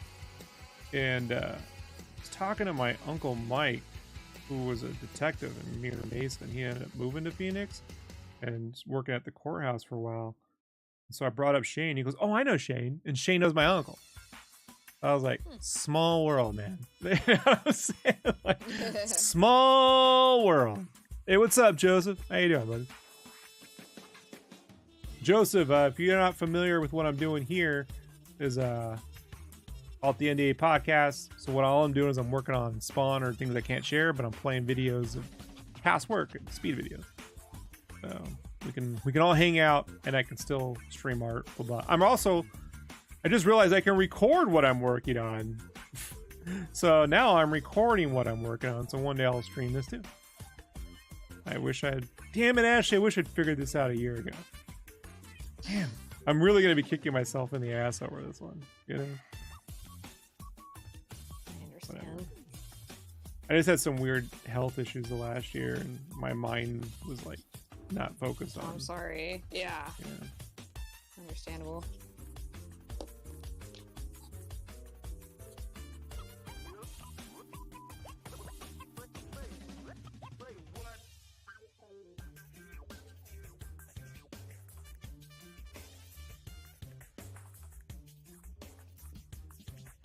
Mandika says, I only remember Space Ace because JonTron reviews of the SNES port that tries hard to replicate the arcade game. And Jeff says, yeah, I'm definitely with an idea. Oh, thanks, Jeff. Yeah. You draw, man. Take it. Do it. You know? You can run 2 OBSs, so I'm streaming this OBS. For Stream, you have Streamlabs. And then I have my own OBS, regular OBS, recording my screen separately. I guess. Looks like I got enough CPU. I imagine that might be an issue if you had like a weak computer. Maybe a weak computer. Yeah, a weak ass computer. Let it die, right? Like Rocky 4, right? If your computer dies, it dies. It's actually the only one I've seen any part of Rocky 4. I guess because it's one of the better ones. Never watched the original Rockies? No. Just there's a lot Rocky of 1 and 2 are really good. I haven't really watched them. They're slower films, but they're good. Yeah, it's like one of those things where I don't know. There's some films where I've seen them and then I haven't. Like Blade Runner, sure, but Blade Runner's a better idea than a film. The sequel's good though. The sequel. I love Blade Runner, the original one. I haven't seen the sequel yet. That's the funny. Sequel's funny great. part. Yeah, I need to watch it. I should. I think I could watch it. 3D's great too. I have it in 3D. Oh, nice. Yeah. Especially when you're in the flying cars and stuff, they do a really good job separating all that, you know? Oh yeah. Yeah. Oh yeah. Hold on. What did I watch? I watched the Mario movie. I watched the Puss in Boots movie. What else did I watch? Things that came out earlier in the year that I didn't watch. I think anime. Oh, Klaus. I watched Klaus. That is great. Yeah, that's a classic. More movies need to be made that way. I was hoping they would be the ones to do the Bone series, but that got canceled. They weren't doing it anyway. But yeah, they're so great. Yeah, Klaus was great. That should be where 2D animation is at. That should where movies should be made. Well, not everything, but I mean, Boy and the Huron. I just love that 2D movies are winning the best Oscars. You know what I'm saying? Yeah, exactly. Well, it's because people know. People know. Yeah, Martin Brown says Sonic characters have human feet in the TV shows and comics and movies, but not in the Sonic game. Is that true? Feet? In the toes? comic? Maybe the toes. I don't remember that. being the case in the comic. 5 toes. Funny. Oh, you ever seen the cursed Kirby with the toes? No. It's like when it takes his shoes off, it's just big feet. Oh, he's got real human feet? Yeah. That's hilarious. Oh, because of his shoes, right? Yeah, I get you. Yeah, hilarious. You're like, oh god.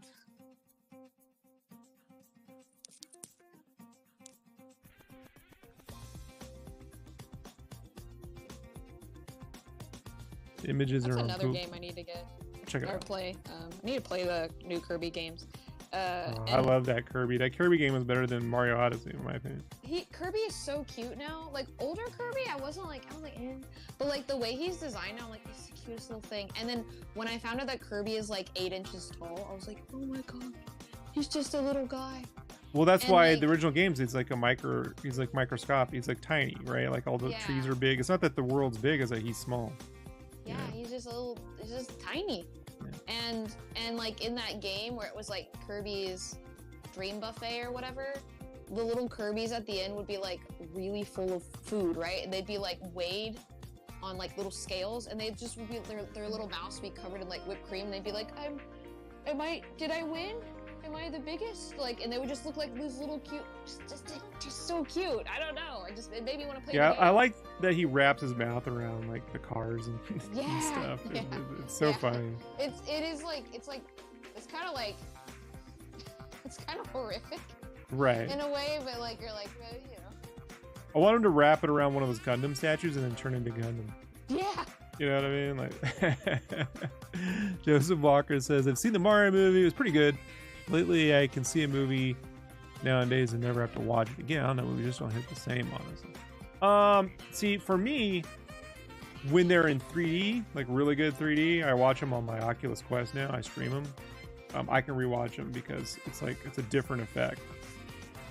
So, like 3D isn't good when it's shitty, but when it's good, especially like because it never goes out of focus on a Quest or something like that, you know. You just can't do compress. Like I own all the great 3D Blu-rays and I rip them uncompressed. The compressed ones that are on the internet, they're no good.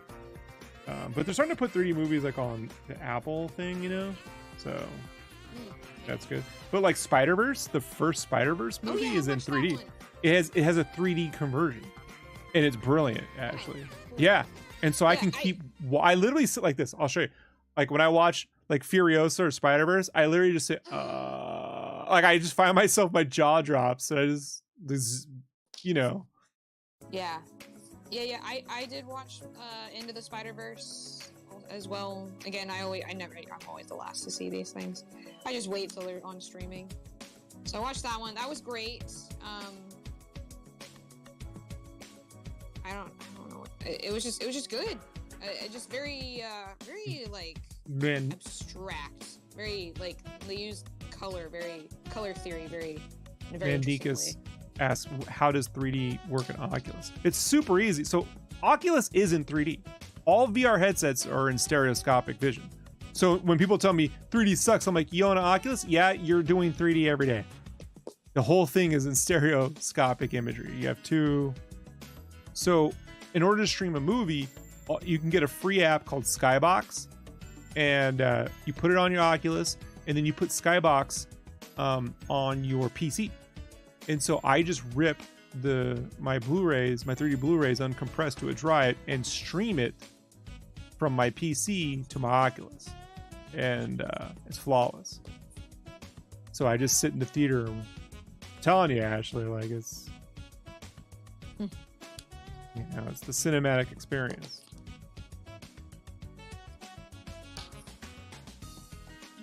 When was the last time you went to a movie? Because the last time I've been to an actual movie is, I think 5.5 years ago. Oh no, I went a bunch of times. I saw Mission Impossible 8 times last summer. Oh my god. Yeah. What the heck? How can you sit through that 8 times? I could barely sit through a movie 1 time. No, I don't have ADHD. I know, I do. You know? Yeah. If I'm on an event, I like films that have a lyrical nature, like they could be done, like if the ending can like link up to the front somehow on loop, and Mission Impossible Dead Reckoning does exactly that. Like you can loop it. Oh, Terminator 2 is really good like that too. You can just leave it on a loop. Yeah. But yeah, the last movie I saw in the theaters. What was the last movie I saw in the theater? It's been a little bit. Can't remember. I can't remember.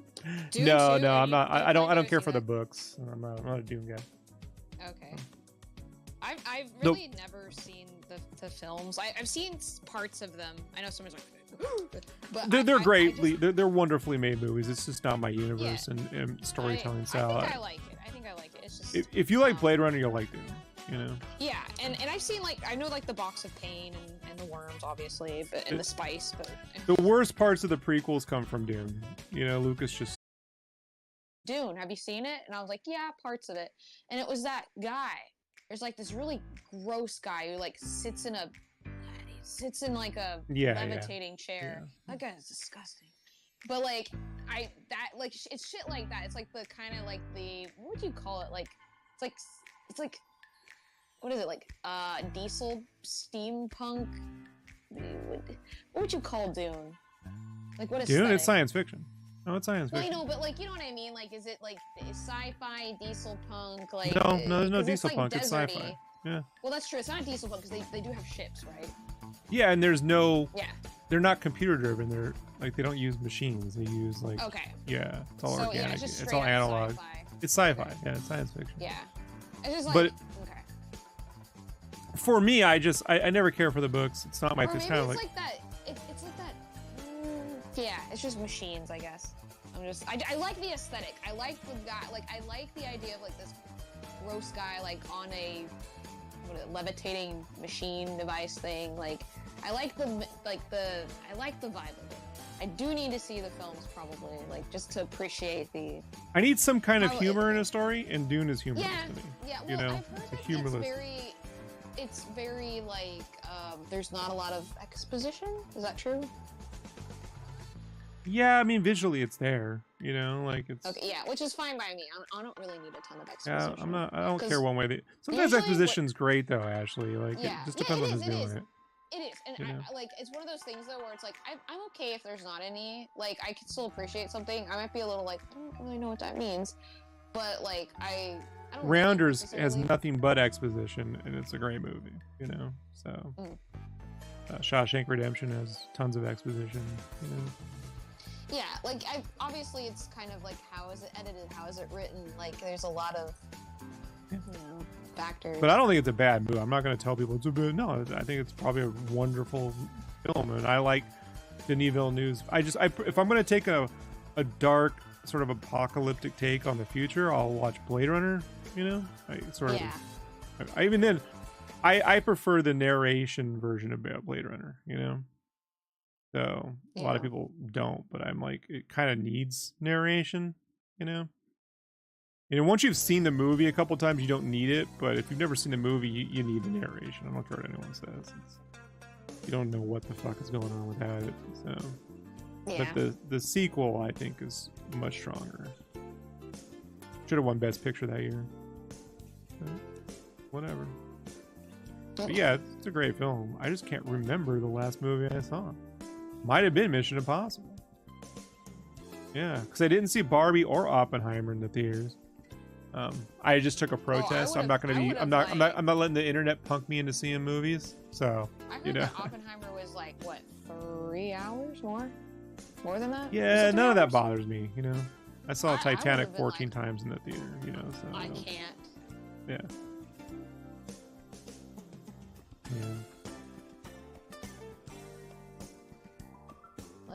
Usually my style of watching we draw for 12 hours at a time, Ashley. You know, I don't know how this is far more psychotic than watching the movie. I did watch The Boys while working, so I did do that. But I'm probably gonna see Ghostbusters, but I'm not expecting it to be the greatest film. I'm hoping it's fun though. You know. If it's a solid 6, I'll be fine. You know, I wish it was better, but I just don't know. You know? There's this one has the original cast, or both. as much as they could get. Both. Yeah. Oh, two. It has the new cast and the old. And the old. Oh, okay. I don't know. Yeah.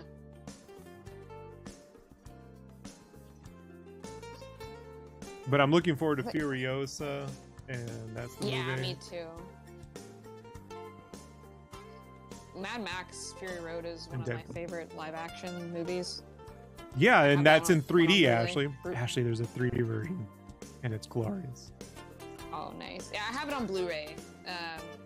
That's of the few Blu-rays I have. I'm gonna watch it in 3D again this weekend. I just decided. Like, yeah, I've had that Blu-ray for a while, but I've only seen it twice because I'm like, I don't want to like see it too many times, too fast. But I want to be like I want it to be like a new experience every time I watch it. Like I'm like, it is when it's in 3D. I can't begin to describe to you why. You know what it is? It's just it's so immersive. You know. Yeah. Mandika says, I'm dreading to watch Kung Fu Panda 4 with my friends later this month because everyone's saying this movie is... Yeah, the director's no good. The guy who directed that, he directed a bunch of movies I can't stand. And it's a shame. I really wish they had gotten almost anybody, like the people who did Mitchell versus... the Puss in Boots crew. I mean, anybody. But this guy who directed it. I'm not a fan of his work. It's a shame. I like Kung Fu Panda. It's okay. I've never been like super, like, you know, I've just never been too crazy about it. Yeah, but Puss in Boots is so great. I was hoping for like a revival. Yeah. Puss in Boots is way better than I thought. I thought it was great. I thought the music was catchy, and like the character design was good. I thought like every character was great, pretty much. The only characters where I'm like, it's a little weird is like actually Puss in Boots and Kitty, because they're like anatomically correct cats that are like walking on two legs, and so I'm like, I don't know. Well, I was gonna get a Switch 2 this year, but being that it's not coming out this year, I might get me a Quest 3, just so I can upgrade my 3D viewing experience. Like, honestly, if I had just got a Quest, forget the games. If I just get the Quest for watching my 3D movies, it's worth the $500. So I still have the Quest 1, you know? And even in that low res, it's great. No complaints. The villain in Puss in Boots was too good. Yeah, it was super great. Have you watched The Bad Guys, Ashley? Have you seen that one? The animated one with the heist? I heard that was good. I've seen it. Yeah. I heard that was good though. Funny thing is, I don't even think of the. I think they're talking about the wolf. He's not even a bad guy to me. He's just he's the antagonist. He's an antagonist. Yeah, he's an antagonist. He's not a villain. But the bad guy is. God, what is his name? James. Big James Horner. That's the guy who John Mulaney plays. Did a great job. Comedian. Song. Joseph says not really. We'll see. It's on my list. Yeah.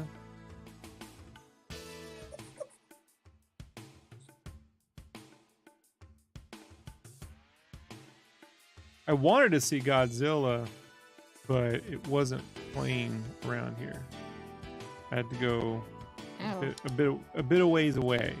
Sometimes where I live, they play it at a theater I don't like. I have a really good theater I like, and the theater I like wasn't playing it. Unfortunately, the theater I get that. Like, I'm not going to a shitty theater. You know? Yeah, no, I wouldn't want to go to a shitty theater either. I want to go to a nice one. I mean, who wouldn't, right? It's a really good theater. Sometimes their programming is a little. They put religious movies up, you know, instead of like movies people want to see. Yeah, I know, it's annoying. You're like, I want to watch Godzilla. All you want to play is, you know, fall in love with Jesus for 2 hours, and I don't know, guys. You know, yeah, might make more with the Godzilla here. You know.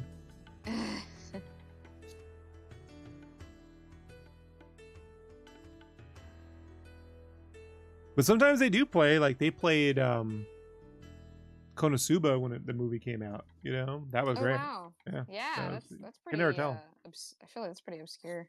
For Oh, it was funny when I was listening to Video Archives. Towards the later end of the season, the Roger Avery, his daughter, she's older now, but she does the hosting or whatever. And Roger was saying, you know, they were talking about unexpected movie events, and he's like, you know, I discovered anime with my daughter. Like, I never knew it could be fun. She took me to this movie, Konosuba. And he was like, and it was a really great time. I was like, yeah, that makes sense. you know what's funny is my dad he watches anime all the time. So he's seen like every anime, like even Konosuba. And like, because that's just what he does. He just watches TV all the time. So he's seen everything, but what has he not seen? He's not seen all the anime. So he just watches Crunchyroll like all the time. That's awesome. And he'll just like find the most obscure anime and just like fall asleep to it. It'll even be like bad, but it's just, as long as it's something you can fall asleep to. Because sometimes when something's too good, you're like, wait, what's going on? You can't fall asleep. So he'll just watch like anything. And of course, a lot of it he'll end up like skipping, or it's just like trash. But like, it's just, yeah, he's pretty much seen it. But everyone's like, man, I would love if my dad watched anime, and I'm like, I don't know, it just does. Mandika says DreamWorks' last in-house production is a movie called The Wild Robot. The trailer seems like they're using the technology used for Puss in Boots, hoping the movie's good. Yeah, Chris Sanders is directing that. Chris Sanders, creator of Lilo and Stitch, you know, does the voice of Stitch. Brilliant illustrator. That the director did the voice of Stitch. I didn't know his name though. Unfortunately, Disney seems to not like his art style. I mean, he was in a movie called American Dog over at Disney, and when Lasseter took over, he got rid of Sanders and made that movie bold, and it's fucking stupid. So the only design they kept in the movie was the cat, which was like the best character, and everything else was dumb. So I'm a big fan of Chris Sanders' work and art style and the whole bit. So I really hope, you know, really Pixar could use him right now. That's what I feel, you know. Lasseter's gone. Bring Chris Sanders into Pixar. That's, you know, if I had, you watch What We Do in the Shadows, Ashley? No. If I had, he gets like, supposed to be funny. he gets like 81. He finds a genie, right, in a lamp, and the genie wears like a business suit. He's like a normal guy. And he's like, how many wishes do I get? And he's like, you get 81 wishes. Oh, 81, you know? So it's like, yeah, you get 81. He just wastes the wishes and throws them away on nonsense, you know? So if I had 81 wishes, yeah, it's really great. It's, you know, just blatantly abuses those wishes. Like anyone would, you know, when you get too many wishes. Yeah. But I would wish Chris Sanders at Pixar. They need that.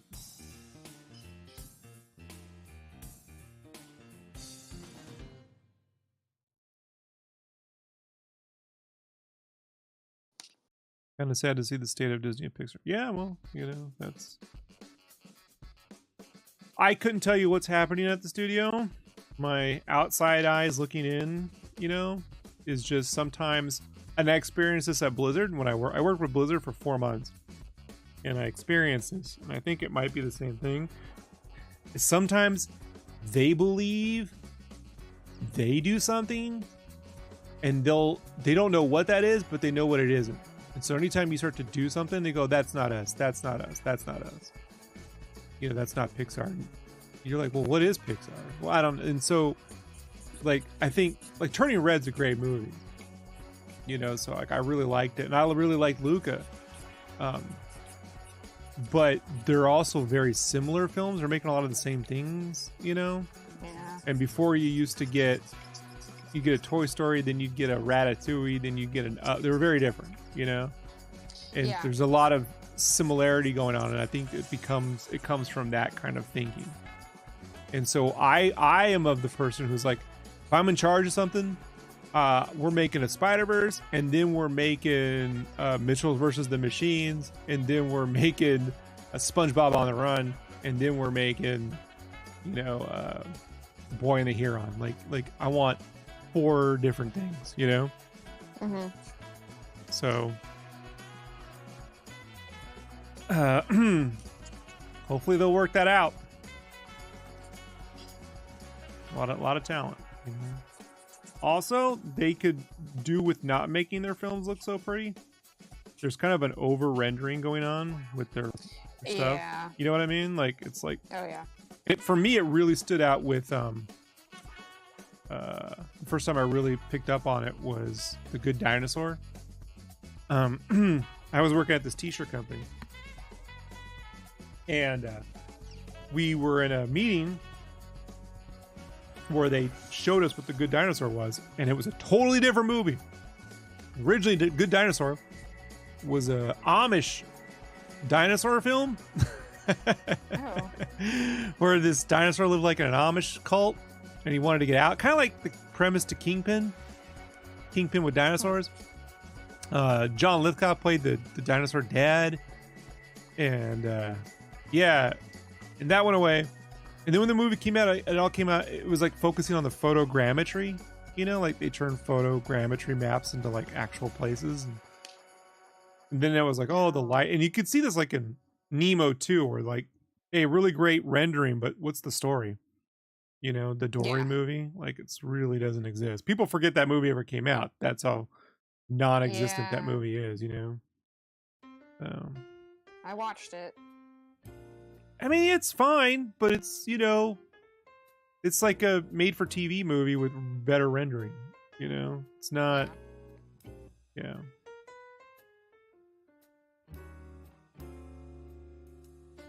They were supposed to have a series on Disney Plus about this, like, girls' softball or baseball team.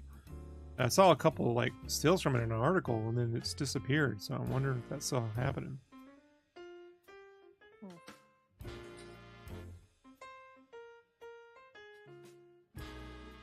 And the character looked like crayon drawings. I'm all for that. Give me, I mean, Sam Keith does that in his own work. See, I think Pixar should be making Bone. You know? Like, Pixar should have made a Bone trilogy. And, yeah. But, whatever. After Spider-Verse, everything changed, you know, and they're not equipped to deal with that kind of change. Like when I was working with Blizzard, it was like they kept telling me what Overwatch characters weren't, and I'm like, I play the game, like I'm, you know, do you? like they kept, you can't do this, you can't do that. I'm like, you're so far behind Fortnite with, you know, creativity and not just with Riot as well. There's no creativity going on here. They just were so set in like what could and couldn't be, and everything had to have. They were overthinking it way too much, and yeah. Meanwhile, I'm on Fortnite. I got a giant like 9-foot flamingo and a cowboy hat, and it's great, you know, and a pink cowboy hat. Text flamingo.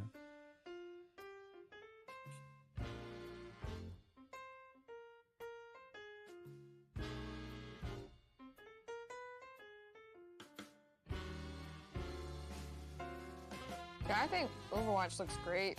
Like as far as like the kind of realistic, I guess you could say Fortnite and Overwatch with the kind of hyper. I guess it would be like hyper realistic cartooning, or it's like it's not really. Yeah, the realistic. original designs, but I'm letting you know the new stuff. Yeah.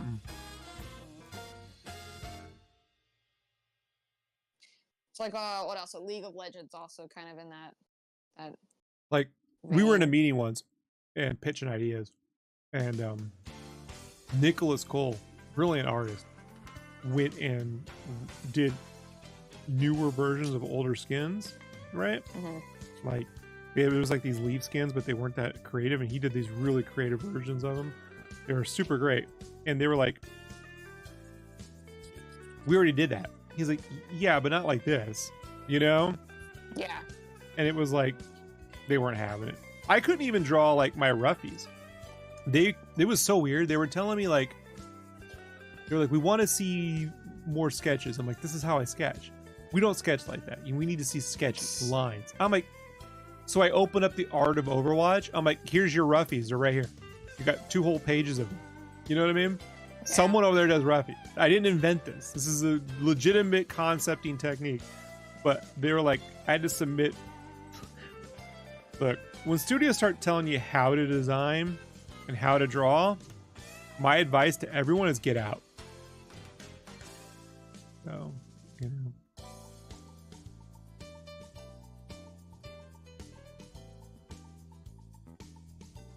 Couldn't imagine standing over Ashley's shoulder and being like, hey, don't draw like that. Oh my god, I would get so mad. I don't know. Like, okay, because here's the thing is, like, I don't know if I could get mad at you, but, like, I know that, like, if, like, one of my pet peeves is if people, like, come in and like, to my chat and on Twitch or whatever, and it's like, hey, you missed a spot, or hey, like, whatever, right? Or they try to guess what's going on, or like they're like assume something, or they if I go, man, I wonder what I could do, and they're like, maybe do this or that, and I'm like, I was asking rhetorically, like, but like, yeah, I really hate constructive criticism, like, and sometimes people will come in and, because like, here's the thing is, I already criticize my stuff enough as it is. I don't need to ask somebody to criticize my work or find something wrong with it too. Because I do feel like constructive criticism kind of is that, where it's like, could you, like, it's like, someone's like, oh, I really like your stuff, and you're like, okay, could you tell me what you think could be better? And it's like one of those things where someone could literally potentially point out something that you love and you see nothing wrong with. And you're like, you didn't even think about it before, and you're like, oh, you mean you think that looks weird? And then all of a sudden you feel weird about it. So that's why I don't like asking questions like that, because I'm like, I don't need anybody's opinion. Like, I'll figure it out. The weird part is when people hire you and then tell you how to draw. Like, I don't mean like style. I mean like how you draw. Like, don't sketch that way. Why? I mean, what am I? You're not paying me for sketches. You're paying me for the final thing. Don't worry about how I get there. Yeah, I know. Yeah. A whole nother level of egomaniac. Mandika says Insight 2 is probably going to do well for Pixar, but with Moana 2, I can't see how Disney. I can see how it might tarnish the Disney. Nah, guys. Here's the thing, Mandikas. This is all recency bias. Let me give you. I don't know how old you are. Maybe you're my age or not, but let me do a refresher for everybody. I'm old enough to remember Disney animation almost folding because of the Black Cauldron. The Black Cauldron was so bad, they thought Disney animation was dead completely. Like, not just Disney, I mean everyone you ever talked to. People were like, it's dead. Disney's dead. It's dead. And that obviously didn't happen. They revitalized it. And then I'm old enough to remember in the early 2000s, Ashley, you might remember this, when Michael Eisner thought it'd be a great idea to make useless direct-to-DVD sequels of all their classic films. Yeah. And it was a giant kick to the nuts for Disney, right? Long term, but they survived that too. 10 years later. Thinking of the movies of the Disney Renaissance, the 90s. I don't think Hercules got a sequel. I think it was one of the. It got a TV series. It was on Disney. It did get a TV series, but it did not get a sequel. Yeah. Whereas, and I guess you could call that sort of a sequel. I don't know, but it's more of a it got a prequel, TV really. series. It's not a sequel. It's a prequel. It's him as growing up. But the Bambi didn't get its own TV series, so I think that's kind of how they, justified it. But I'm thinking Little Mermaid got Little Mermaid, Beauty and the Beast, Bambi, Snow White, Lion King 1, 2, 3, 4, 5, 6, Aladdin. Yeah.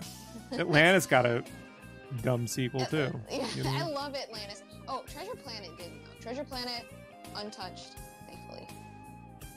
So, yeah, beautiful film, but the problem is the Martin Short robot ruins almost the entire movie. I used to love him. I know. You were a little kid. I know. I still love him. I know you do. I'm not going to take that love away from you, but you're wrong. I understand not liking it. It's just one of those things where it's like, when you grow up with it as a kid, you have a different perspective on things, I think. Like, I'm sure I feel the same way about certain things today that, came out when I was, 20, but for other people, it came out when they were, 10 or whatever. So, I get it. it's weird though when people are like, oh my god, my child work. I'm like, what the fuck? Oh my god. With the Martin Short robot. I mean, I love Martin Short. I'm not an anti-Martin Short fan. That robot's fucking horrible. So. But I stand by. It's like Jar Jar. It's like the Jar Jar Binks thing, I guess. Like, or it's like, oh god, kids do this character, but they're like kids love Jar Jar or whatever, guess, right? Because when I was a kid, I was like, oh, he's funny, and then I found out eventually people hated him. I was like, oh, I had no idea. But I stand by Emperor's New Groove and Atlantis, and yes, I stand by those films. You know, Atlantis may not have the greatest third act, but it doesn't have an annoying character that makes you want to kill yourself the minute they come on screen. Oh yeah, true. Of all the movies, Disney movies that I have managed to hold on to, I believe Atlantis is like the last one I have. And I think Emperor's New Groove is brilliant, and I think all of it holds up today. Even though it wasn't intended to be a comedy, I know I watched the Sweatbox all the time, folks. All the time. I've seen the Sweatbox more than probably anybody.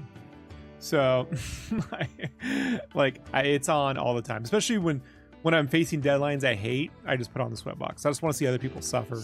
I want to see other artists suffer like I'm suffering, you know? Yeah. Like when I was working with Blizzard, I just put on the Sweatbox. I'm like, I'll just leave it on loop, you know? Company. But I think Emperor's New Groove was brilliant, and I do think though that the best movie made after Lion King though is probably if it's not Emperor's New Groove, it's Lilo and Stitch. I think Lilo and Stitch is the one that, you know, it's a Disney, clearly a Disney film, right? Because Emperor's New Groove is more Warner Brothers. It's definitely it's just the humor is very different. But Lilo and Stitch is clearly Disney, but it literally has realistic emotions in it, you know, like the sisters. Emperor's New Groove is very it's very aware of itself, right? And it's a meta movie. Yeah, meta, exactly. Yeah, and 100%. I love it. Yeah. And they weren't loved when they came out. I was there, you know. Really, I saw it in theaters way back. I went. I was actually kind of against it. I didn't like the trailers or the name. But my buddy Eddie was like, no, man, this is great. You gotta go see it. I'm like, all right, we'll go. So the trailers are all like, boom, baby. And like, yeah, I wasn't up for... I didn't like a lot of David Spade humor, you know? Like, I like Joe Dirt, but that's like an outlier for me, you know? Yeah. But, and I saw Joe Dirt in theaters, so... But I've seen a little bit of that. It's the only one in theaters. That's the only one. I just remember that part of that movie where he goes up to this house. This lady opens a door and she scratches her crotch. Yeah. And it's just like a whole bunch of different shots of just like this lady is just. And Kid Rock plays the villain, which makes a lot of sense now. You know, like it's aged very well in that sense. Yeah. Yeah, I don't really remember a lot from that movie. I remember a little bit. Dennis Miller's an asshole. Like, I think he put conservatives in there and made fun of them, and no one knew. You know, that's what I think. But no, it's still a good movie. But yeah, no, Emperor's New Groove is great. You know. But look, they survived those moments. They'll survive again long because they're always going to have access to brilliant talent. You know, and then the minute they get out the way and let the talent do what it does, they'll get back to it. But the problem is, it's not studio interference. Anyone kind of check. You always have to go through some kind of approval process. That's not the problem. The problem is when they start telling you what's going to sell. We got to do this because this will sell. That's the problem. Because what sold yesterday doesn't guarantee is going to sell tomorrow, you know. And if you're known for doing one thing and that's all you do, eventually people will just get tired of it, you know. So they got it. That's the problem. And you can see it all the time, like in the Sweatbox, you can see them like, oh, we have to have this and that character. No, we got a McDonald's tie-in. You're just like, this is not the way you should be developing real stories, you know? So... It's hard though. Just so hard. Like those movies being based on internet trends. Mandika's 100%. And I'll tell you, I got into a giant. I rarely ever blow up when I would work in an art studio. Very rarely. The last time I went in-house was in 2014, and I got into it with IGN. For some dumb reason, the owner of this company thought it'd be a great idea to get the IGN license. I told them, Ashley, to get Rick and Morty and Fortnite before they came out. I knew they were coming. Okay? They told me, no, we're going with IGN because the owner's kid likes IGN. They Ashley lost millions of dollars by not listening to me. So I'm like, all right, IGN it is. I mean, I've been on IGN since 1996 or 7, somewhere around there, when it was N64.com, when it was called the Imagine Games Network. That's what it stands for, Imagine Games Network. So I get on IGN and they're like, yeah, man, we want to. They didn't want to do any game humor because they don't have any licenses. So I was like, what are we gonna do? Put their logo on there and maybe some like. I thought about taking like gamer quotes and then maybe doing them in like font styles that are game-like, right? Like Mario bricks and coins, but it's, but not actually that, but like, I don't know. They said they didn't want to do that. They wanted to be known for movies. They wanted like Captain America shields and Superman shields and shit. But I bring this up because they were basing all of it on Google Trend reports. And I'm like, are you literally going to, well, this was trending on Google, so this is what's going to sell. And I'm like, let me tell you how the real world works. The real world doesn't give a shit about what's on Google. Okay? Google has what? 100 million clicks a fucking second? There's 6 billion people on the planet. Right? We're not looking to sell 100 t-shirts or 1,000 t-shirts. We're looking to sell 50,000 to 100,000 t-shirts. That's not the same thing. They didn't listen. And so that's exactly why you started to get movies like Emoji, the Emoji Movie, right? Because these Google Trends reports were being used as like some kind of like crystal ball forecasting for studios. And I'm like, colossal mistake. Google Trends isn't getting you the Miles Morales movie. By the way, I don't want to be that guy who says it came up with something first, but I just want to say, if you type in Web of Spider-Man or Spider-Man, into my DeviantArt, you might see a Miles Morales looking design that I put on the internet, I don't know, a full year before the character was ever created. Wearing red, black, and a green army parka. Black Spider-Man. Just saying. Ashley, Yeah. So it's like, all right, ignore me at your own peril. I pitched that to a writer at Marvel, and I said, if you pitch this, the time has come, because Donald Glover did the Spider-Man costume bit on Community. I was like, I think the time is here. And then they were like, Marvel will never go for it, and I'm like, yeah, there probably wasn't a fucking trend report telling them to, but I'm telling you, it's coming. They don't know it. No, it's coming, A year later. Yeah. And now we got these movies that are brilliant. But I mean, do they follow any of the trends reports? What, 2D, you know what I mean? Like out of focus, giant comic book fonts, pop fonts. Does it follow any trend report? No. No, it does not. Yeah. That's why when I saw Ashley's art, I was like, Ashley, you keep sticking with this, Yeah. Like, thank you.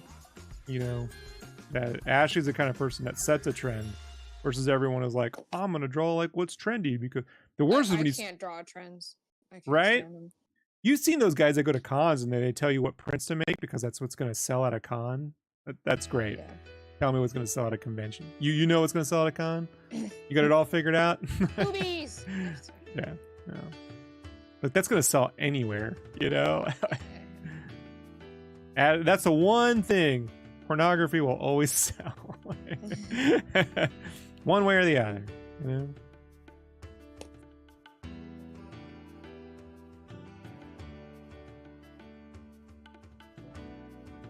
Yeah, I mean, I'd probably be more popular if I did trendy stuff, but I just can't stand it. Like, I don't want to do it. Like, you know, I'm just not gonna make art that I'm not passionate about, right?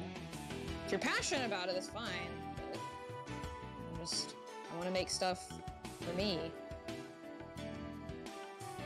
It's interesting, Mark Mandika says, interesting to see something like Spider-Verse succeed because it's probably the most Gen Z property out there right now, and the rest of the anime movies are targeted directly at films. What's frustrating to me, Gen Z, I don't know. So when I pitched this thing to the writer, I said, look, I had a friend from New York. I met him in college, and he would tell me that they would do graffiti on post office stickers, like the Oh yeah. and they would put them around, they would put them up everywhere. I'm like, what? So I was like, all right, so if I got a kid from New York and he's poor and he lives and he's got a super smart, he'd probably be creative because I always thought Peter Parker was creative because he drew in notebooks. You can kind of see it in the first Spider-Man movie when he's drawing his own costume. I was like, what if he's an artist and he does graffiti? You know what I mean? And like, he's like he's designing all these things while he's on the L train, listening to music and also doing formulas. He could like tag formulas and stuff like that, you know? Oh, like, yeah, Miles is smart. That's right. All Spider-Mans are smart, right? Yeah, okay. That was the whole point, that he used his brains to get smart. himself out of that situation and into a smart genius school, but he's surrounded by rich preppy kids. Like that's the hook. That's what I told this writer. And I'm like, if you don't do it, they're just going to get someone like Bendis to do it. Guess who ended up creating Miles Morales?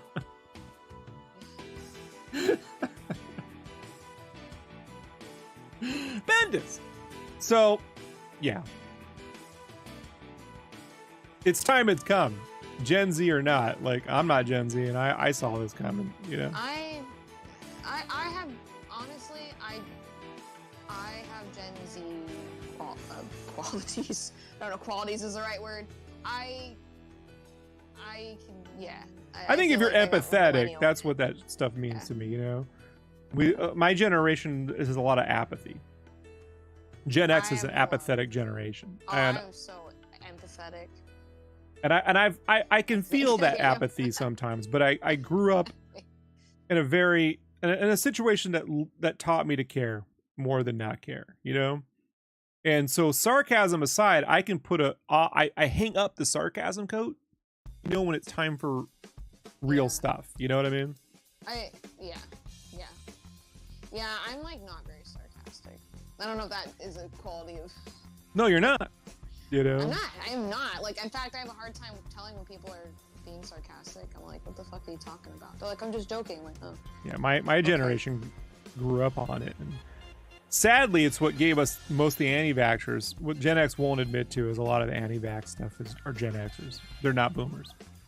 They're Gen Xers. And I can kind of tell you why, Ashley. When we were kids, when it was the time to get the shots, our shots. They wouldn't call them vaccines. They say, it's time to get your shots. Now, first off, telling a kid they're going to get shot, you know what I mean?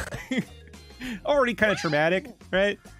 And they would take us to these mass, like, hot little, like, clinics or whatever. Sometimes in the cafeteria area, sometimes at an actual, like, clinic, right? And there'd be all these kids in a room getting shots, and they'd be screaming, kind of like what a dog goes through when it goes to a dog pound, you know? It was like that kind of traumatic. I don't know what that is. I'm glad. Yeah, dogs get very traumatized by it because of it's actually the sound. They've been. I've seen a few places now that have built pounds that are all the rooms are soundproof, and the dogs sleep and they're fine. So it's the way sound works in there. It drives dogs nuts. No, I understand. And this was traumatic, and I firmly believe that these experiences traumatized the majority of my generation. You know, and they just don't remember it, you know, but like Pepperidge Farms, Rob remembers, you know, like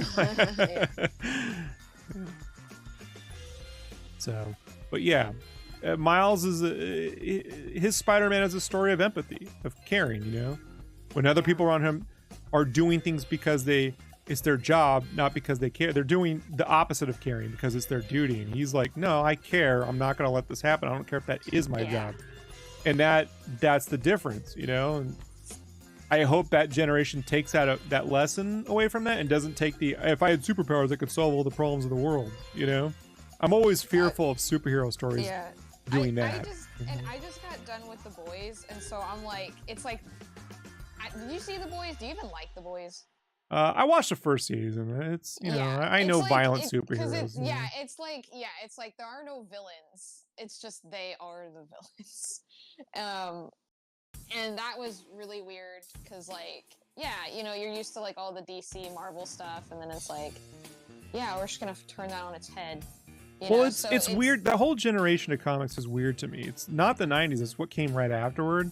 The Authority falls in the same category, and it was trying to find a way to take the violence of like the early 90s comics but give it some kind of like weight, gravitas. But I'm like, no, it's the same shit, it's just drawn in a realistic manner. The Ultimates was like that too, which was sort of the basis for the MCU in some ways. But The Boys, it's like, look man, if you like it, great, but I still think The Watchmen is the better mature comic, Yeah, I would agree. Like, I get that, but I liked it was entertaining. Like, hey, it entertained me, so obviously it did something that I liked. But it's not a bad show. It's just but I don't go something's genius simply because it's got sex and violence. It's like, no, that's the easy thing to do. Yeah. What else is there? And they do a good job with the Homelander stuff because given the country we're in, it's like we need a cautionary tale, like the plane sequence in the first season, right? Like, oh my god, yeah, like that. If you're gonna do an evil Superman, that's the way you do it, you know. So well, there is a really cool part in the third season. I don't want to like spoil it for anybody, but like it has this animated sequence that's really good. And I think you should at least check that out, even if you just like look it up. It's just I'm gonna watch the other two because I always have to talk about it's just I just with everything that's been going on, I'm like, I need fun, not dark right now. I know exactly what you mean. But there's a really cool like animated sequence, and it's just fun. Like once I'm done rewatching Syphil and Ollie, I'll start rewatching all this other stuff. I gotta get through The Boys. I gotta pick up Fargo season 5. And, I don't really watch that much live action. I barely do. But like, what else? I'm mostly just. Fargo's different though. Ashley, it's Noah Hawley is a. Yeah, it's a whole. It's just totally a different vibe, Yeah. Oh. Okay, there's one thing I wanted to point out about The Boys. Just something that slipped my mind. I haven't been able to talk about it yet because I keep forgetting. But there's literally, in like 3 shots, there's like this fly that flies into the camera. Just like, bzz, and I'm like, is that a thing? Like, is that like a spy fly or something? Because it happens like 2 or 3 times. I don't know, but that's a great name for a character. It is. But yeah, if I were you, draw that character now and put it on the internet so no one can take spy fly. No, I don't care. No, take. I don't. Do it. No, do it. Rob, do it. What? You're giving me a panic attack. I gave myself a panic attack yesterday in my sleep because I dreamt I became sweet tarts. I kid you not. And but I was seeing myself externally, like. They put Han Solo in a carbonite chamber. They put me in a chamber, and when I came out, I was a packet of sweet tarts, and it freaked me out. And I woke up, like, no clue why. I don't even eat sweet tarts, but. Oh my god. Yeah. Oh my god. No, I hate. Spyfly, I love it. No, I'm sure. Can I have it? Are you kidding me? Are you kidding me? Can I have it? Yes. Okay, you guys heard it. She said I can have Spyfly. You do it. I would be honored. I'm not interested in drawing flies too much. That's not true. I could draw a very handsome fly man. Yes, I could. I like those Ren and Stimpy bits where they cut to the fly and he's like hugging his piece of shit. And he's like, "It's mine. What do you want?" You better stay away.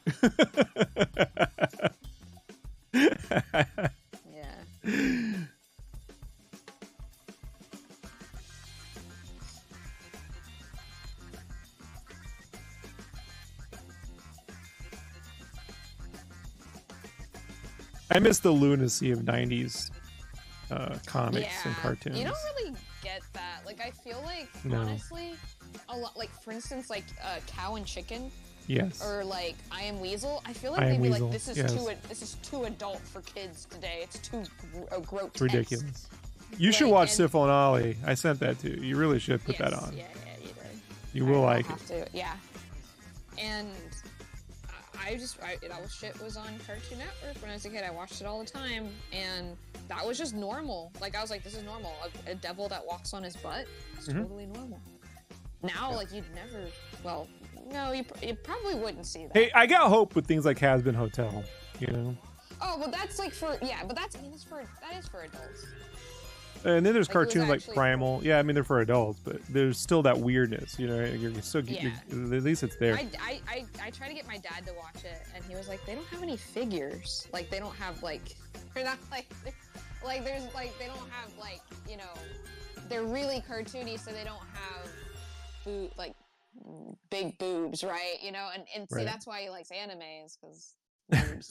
And I'm like, yeah, I know, Dad. It's his generation, Ashley. They grew up with Playboy. You know what I mean? Yeah, exactly. Ferris Fawcett's and all that stuff. And so he's like, they just don't have any figures. And right. And I had to, like, explain Angel Dust's character to him. Like, yeah, it's just a femboy. They're like, is he a boy or a girl? Because I keep calling him a he. I was like, it's a boy, just a femboy. And it's just really funny.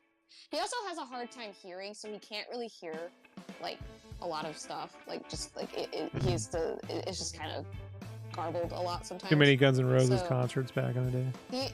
It's not like his hearing is gone. It's just, it's like he's got, like, a semi-truck in his ear. Yeah. So, everything diminishes, but subtitles help, right? Yeah. Oh yeah. He uses subtitles, but yeah. He watched like half of it. I don't think he finished it, but he's like, it is weird, and I know you like weird. I'm like, yeah. So, you know. But I think he just has a harder time with the style for him, because he's not really an artist. He doesn't pay attention to the nuances of, like, facial expressions and, like, the way that something is animated and how fluid it is, or the squash and stretch. Like, he doesn't pay attention to that. Right. So it's just harder to get him to watch certain things. I picked up on all that so early in life. When in 1988 or 89, they put a new Mighty Mouse cartoon on ABC television. It was the New Adventures of Mighty Mouse, and I'm looking at it. I'm like, this is incredibly well animated, and that was Chris Falusi. Like, I could see the animation difference, you know, in that Falusi style, you know, like, and it wasn't every episode, but it would happen like the credits had it. But in that, you could see when the sequences come on, oh, it's about to get good, you know, like, whoever this is. Yeah. Mandika says, I need more cartoons that are for adults, but not enough to be graphic, like Bob's Burgers or home movies. Ew, Bob. Hey, Beavis and Butthead's great. If you haven't watched the new Beavis and Butthead, it's super good. I haven't. The movie sets it up. Watch the movie, Ashley. The Beavis and Butthead Do the Universe. It's so good. It's so simple. Like, that's why it works. I mean, like, I now they watch YouTube videos. Oh. Yeah, they watch YouTube videos now.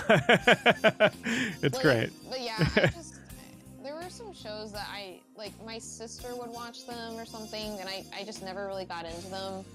I think, honestly, it's fair, though. It's like that era of, like, was it an MTV show? Yeah. Yeah, it's like that era of MTV where, like, it was just probably a little bit too old for me, or, like, I didn't want to watch it because I was scared easily, because I did try to... I tried to watch MTV one time. I was in middle school, and it was like Christmas break, and there was like this Korn song that came on, and it was like the one video where it's like this cartoon character guy. Yeah, McFarlane directed that. He's mutilating his body. Yeah. And I was like, I don't like this. My sister was just looking at. She's old. She's older than me, and she was just like, "What? What's wrong?" I was like, I had nightmares that night. I had nightmares. Like it's like 99, 2000. I hallucinated that there was like someone coughed in the hallway or something, and I was like, "Oh my God, there's somebody in the hallway." Like, it freaked me out. So, like, yeah, MTV, I think for me was kind of like, it was a little too much for me. I didn't really start watching MTV until probably middle school, but like it was like right, it was kind of weird.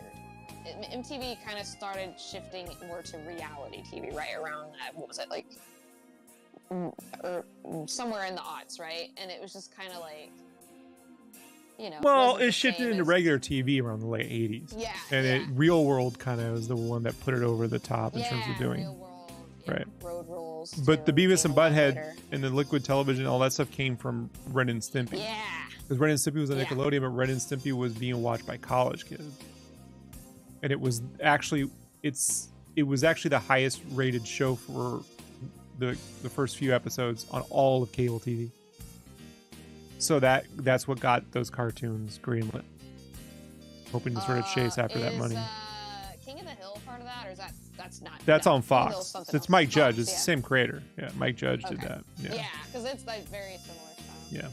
Yeah, same creator. Yeah. And there's a character, Beavis and Butthead's neighbor was original. That show was supposed to be about Beavis and Butthead's neighbor, who's almost like a Hank Hill type character. It's got the same voice, just older. But they needed to do something different because they couldn't get the rights, and so he did Hank Hill. Nice. Yeah. I've honestly not really watched too many, like, what would you call them? Like sitcom, cartoony shows. I don't know that. Yeah. Like Simpsons, right? Like I just never got into them. I think it's because like my parents didn't really watch them, so I didn't really.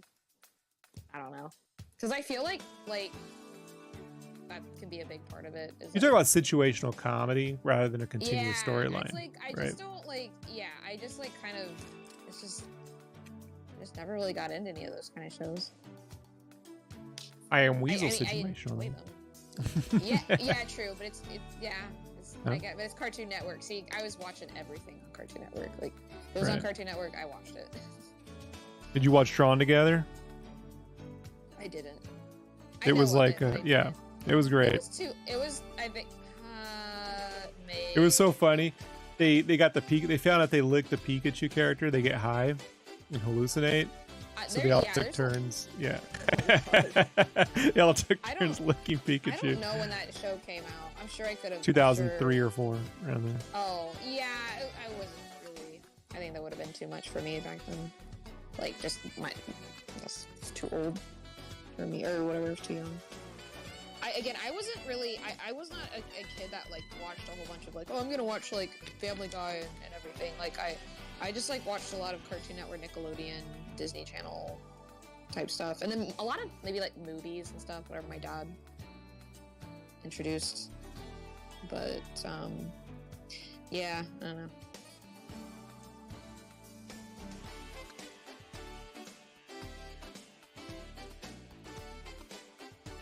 Mandika says that show, from what I've heard, is hysterical. Yeah, it was really great. It was a show everyone was talking about. Aqua Team Hunger Force, so I'm like, now that show's shit. It's Drawn Together is the one you should be watching. But no one listened to Rob. Yeah, I've heard some good things. Like Tara Strong's a character on there. Like, no, is Tara Strong a character? Yeah, I think she is. And she might have been the Betty Boop character. I think she is. I know that. Oh God, what's her name? Cree Summers? No. She does. I don't follow voice actors, but I do. I kind of do. But there's a Betty Boop type character, the goth chick, and she cuts herself and all sorts of crazy shit. She's psychotic. She's great. can't remember.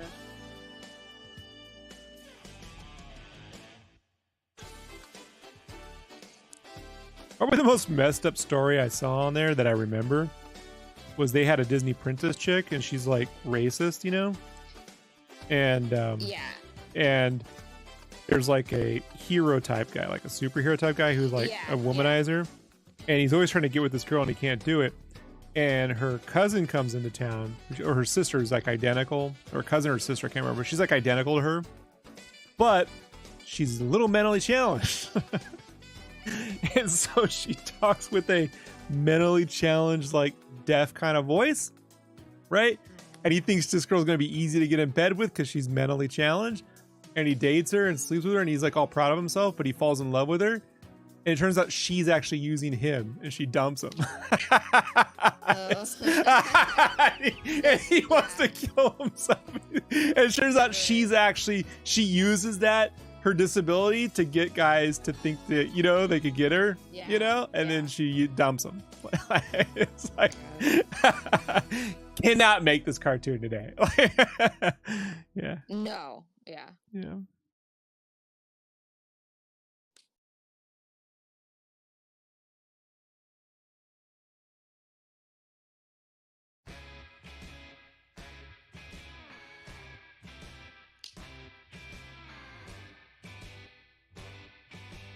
Did you watch the new DuckTales from 2017? No, I didn't. Highly recommend. Is it a movie or a show? It's a series on 2017. It's like a reboot, right? Okay. David Tennant plays Scrooge McDuck. I maybe remember. It has a giant storyline. Fantastic. Okay. Fantastic. I like DuckTales. I know there's been a few iterations of it over the years. This is the best version. By a long shot. Like, not even close. It's criminal they stopped letting them make it.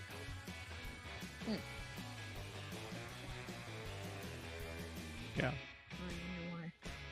Because Disney... I'll tell you why. I went to... I wonder why. Well, I went to... There was a press event for Epic Mickey at Disneyland back in like 2010 or 11. Whatever year that came out. It was 10. And... yeah.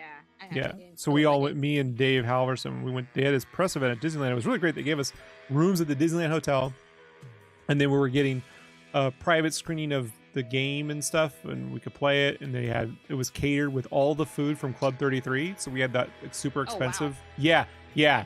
Some of the best food I've ever had. They had Mickey sushi, Mickey shaped chocolate dipped strawberry. Yeah. Oh yeah. It was all the expensive shit.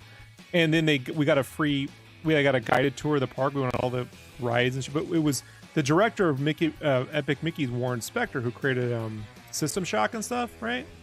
But he's like he looks kind of like Spielberg, but he's a big Mickey nerd and stuff. He went to the World's Fair in 1964 where they debuted It's a Small World, right? Mm-hmm. And so we went on the guided tour of the park with Warren Spector. We actually went to Walt Disney's apartment, the one that's above the firehouse, right? Mm-hmm. And like Rob, I go into Walt's bathroom and I'm putting my hand in the shower. I'm like, Walt's dick was like somewhere around here, right? Oh my god. Yeah. So, but this was when Tron had come out, and so we had a private access to they rebuilt the Tron arcade, the Flint Arcades thing. And so I was hanging out with Warren Spector, and he was like, yeah. I said, dude, it'd be really great if they made another DuckTales game, because I love DuckTales. And he's like, dude, I am a huge DuckTales guy. He grew up with the Scrooge McDuck comics, you know? Yeah. And he's like, I tried to get them an Epic Mickey, but let me tell you something, and you can't quote me on this. They didn't get... Go ahead. Yeah. He's like, they don't like the ducks. They don't respect the ducks. That's his quote unquote. Disney does not respect the ducks. The ducks. And I don't think that's ever changed, you know? Yeah. Well, you know, there weren't very many. I think they got Peter Pan in there. They got Smee's in there. Like, for some reason... We got Smee. A kid I grew up, my high school girlfriend's cousin, who's younger than me by about 4 or 5 years. He credits me with teaching him how to draw. I don't think so. He already drew before he met me. His dad was a bit of a really good illustrator, but I definitely helped push him along the path. You know, he was an artist on that game. One of the lead guys.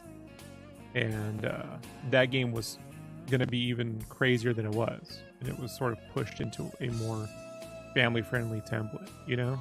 But if you look at the concept art, it's very juxtaposy, like these oil paintings with these rejected toys and stuff. It was more steampunky in some ways. The whole fact that you could be like, we'll just put, thin them out, or, put paint on them, and like you would reveal it's the like, the under Roger Rabbit sheen of dip. Yeah, Yeah. And it's like if you like, there's like I don't know, I think it is. There's a boss in Epic Mickey 1 where it's like a clock boss, and I don't know what it is. It's really creepy though, and I think it's like. But the concept of basically like, okay, so you have these machines and then you like thin them out, and underneath it's just like all their parts, and it looks really weird, and like it's a little grotesque and a little bit freaky, you know. And you could paint it back over it, but yeah, it's like the. He did the cover art, the cover to Nintendo Power for Epic Mickey. That's my buddy Adam. Yeah. It's like it's like everything's kind of like dysfunctional and like haywire kind of machinery kind of vibe. I don't know how to describe it. I'm actually looking forward to that re-release of Epic Mickey. I thought it was the best platform game on the Wii outside of a Nintendo game when it came out. Go through kind of like old cartoons. I didn't find that out till that day when they just had those levels set up, and I was like, you can play the Steamboat Willie levels. This is this is way before Cuphead, right? And I guarantee you that inspired Cuphead. Those guys played that and were like, we got to make a whole game out of this, you know? So those were so fun. Like, I played both Epic Mickeys, the first one, and I played the second one too. I don't. The second one had Oswald in it, like the rabbit. Well, Oswald's in the first one. He's in the first one too. Yeah, you don't play as him though, I don't think. Yeah, but, and I don't really remember the second one as much as the first one because I think I only played it once. But yeah, I mean, like it's a great game series. I really enjoy it. Totally recommend. So it was like I think it was my favorite game that I played on Wii. Like, I didn't play very many. The problem is the marketing was really weird. Like, people thought it was a painting game. You get this paintbrush, you know. I remember it was it was a cover of a Game Informer back in the day, or back 10 years ago or whatever. No, more than that. But I remember that's how I found out. I was like, oh, cool, weird Mickey thing. Yeah, it really wasn't marketed as a platforming game. It was marketed as this weird painting thing, and that came out right when like Activision or was it THQ did that game, that drawing pad hardware that bankrupted them. And the motion controls of the Wii had already gimmicked out by the time that came out. You know, like it should have just been focused on an Epic Mickey adventure and not the motion controls. Oh god, it just was marketed poorly. Not with Epic Mickey, but with what was it? Zelda, Skyward Sword. God, I just really wanted a regular sword controls my ass. I know. Well, like literally the part where there's like this part where you fight a pirate and he's trying to knock you off this plank. I literally was sweating buckets because I was just like. Wiimote's trying to do VR controls without VR controls. You know. Yeah, it was like a workout. Yeah. It's like I'm like my muscles are atrophying. I can't get this kind of freaking phone. It doesn't have the actual tech to do what it's trying to do, and it's trying to like fake it. You can really see this as well on Star Fox Zero on the Wii U, where if you move the controller, you can move the controller while you're flying in the other direction. You see behind you? I'm like, that's a VR controller. Oh. It's like trying to be a VR set without having one. Like Nintendo just like, just give me a VR game. Stop pretending to be a VR thing without being a VR experience. Like pseudo VR, like I don't even know. I guess it's probably not even augmented. Yeah. And I bought that Ludo cardboard cutout thing to do VR. It sucks. It was the worst VR experience I've ever had. And I've had VR experiences that go back to the 90s, you know? I played all the VR mall games there ever were. And the Nintendo Labo is what it was called. Labo? Labo. Labo or Labo? Yeah, whatever. Yeah, Labo. Was a brilliant... The Labo is brilliant. The software that teaches you how to construct the set, right? I've seen it. Yeah. It's really good. Like, that's the most educational... Like, if Nintendo should just be in charge of, like, software that teaches you how to use shit. They're so good at it. Yeah. But the experience is the worst VR ever made. So bad. It's worse than when you just use your cell phone. Mandika says secretly Nintendo indoctrinating children into not being gamers. Not really. I mean, kids know what Mario is, and they will play and buy Mario, if not the game, the products. That movie proves it. I still need to finish Mario Odyssey. You know you don't. You can let it go. You can let it go. I have my Pro Controller now. The only reason why I stopped playing is because my Wiimotes literally stopped responding. Joy-Cons, yeah, my Wiimote. Yeah. The Joy-Cons stopped working. I hate them. Immediately. I hate Waggle. And they're like, you can return them. I was like, I don't care. I'm not gonna return them. They feel like crap. I'm not gonna use them. Yeah. Yeah. And so now I have my Pro Controller, which I have not opened out of the box. I've had it for a year. I haven't even opened it. It's just sitting there. Yes, but it's there when I feel like playing games again. I recommend Bowser's Fury. Yes, I want to play that. I want to play all the Marios that have come out. Mario It's a Wonder, small experience, Fury. but it's so good. I bought Wonder for my Oh, that's fun. You're gonna love family. that. I didn't buy it for myself. I bought it for someone else for Christmas. But I'm like, I might ask to borrow it or just get my own. Right. I found really Paper Mario on the ground. What? The game just sitting there, yeah. Just walking along in the middle of fucking a parking lot, in the middle of nowhere. And I'm like, it's just sitting there. I'm like, going around, you know? That's weird. It was like 6 in the morning. You know what I mean? I was like, how long has this been sitting here? So I wouldn't know what to do. I would be like, I might have turned it in, but I don't trust mall security, so I just kept it. Yeah. I would have. I guess it just depends on where it was, but I would have tried to do the right thing. But or just leave it there. Like, no, I can't touch it. If it was like it was in the middle. I get weird about that stuff. I'm like, I'll just leave it there. I don't know. No, I kept it. I'm like Spiders keepers. Yeah, I get that. Yeah, if it was a wallet, it's one thing, but it's fucking game. Mandika says, so Rob, wouldn't you know if GIFs the best format for emotion? Are GIFs the best format for a motion comic? Like what, a 3-second motion comic?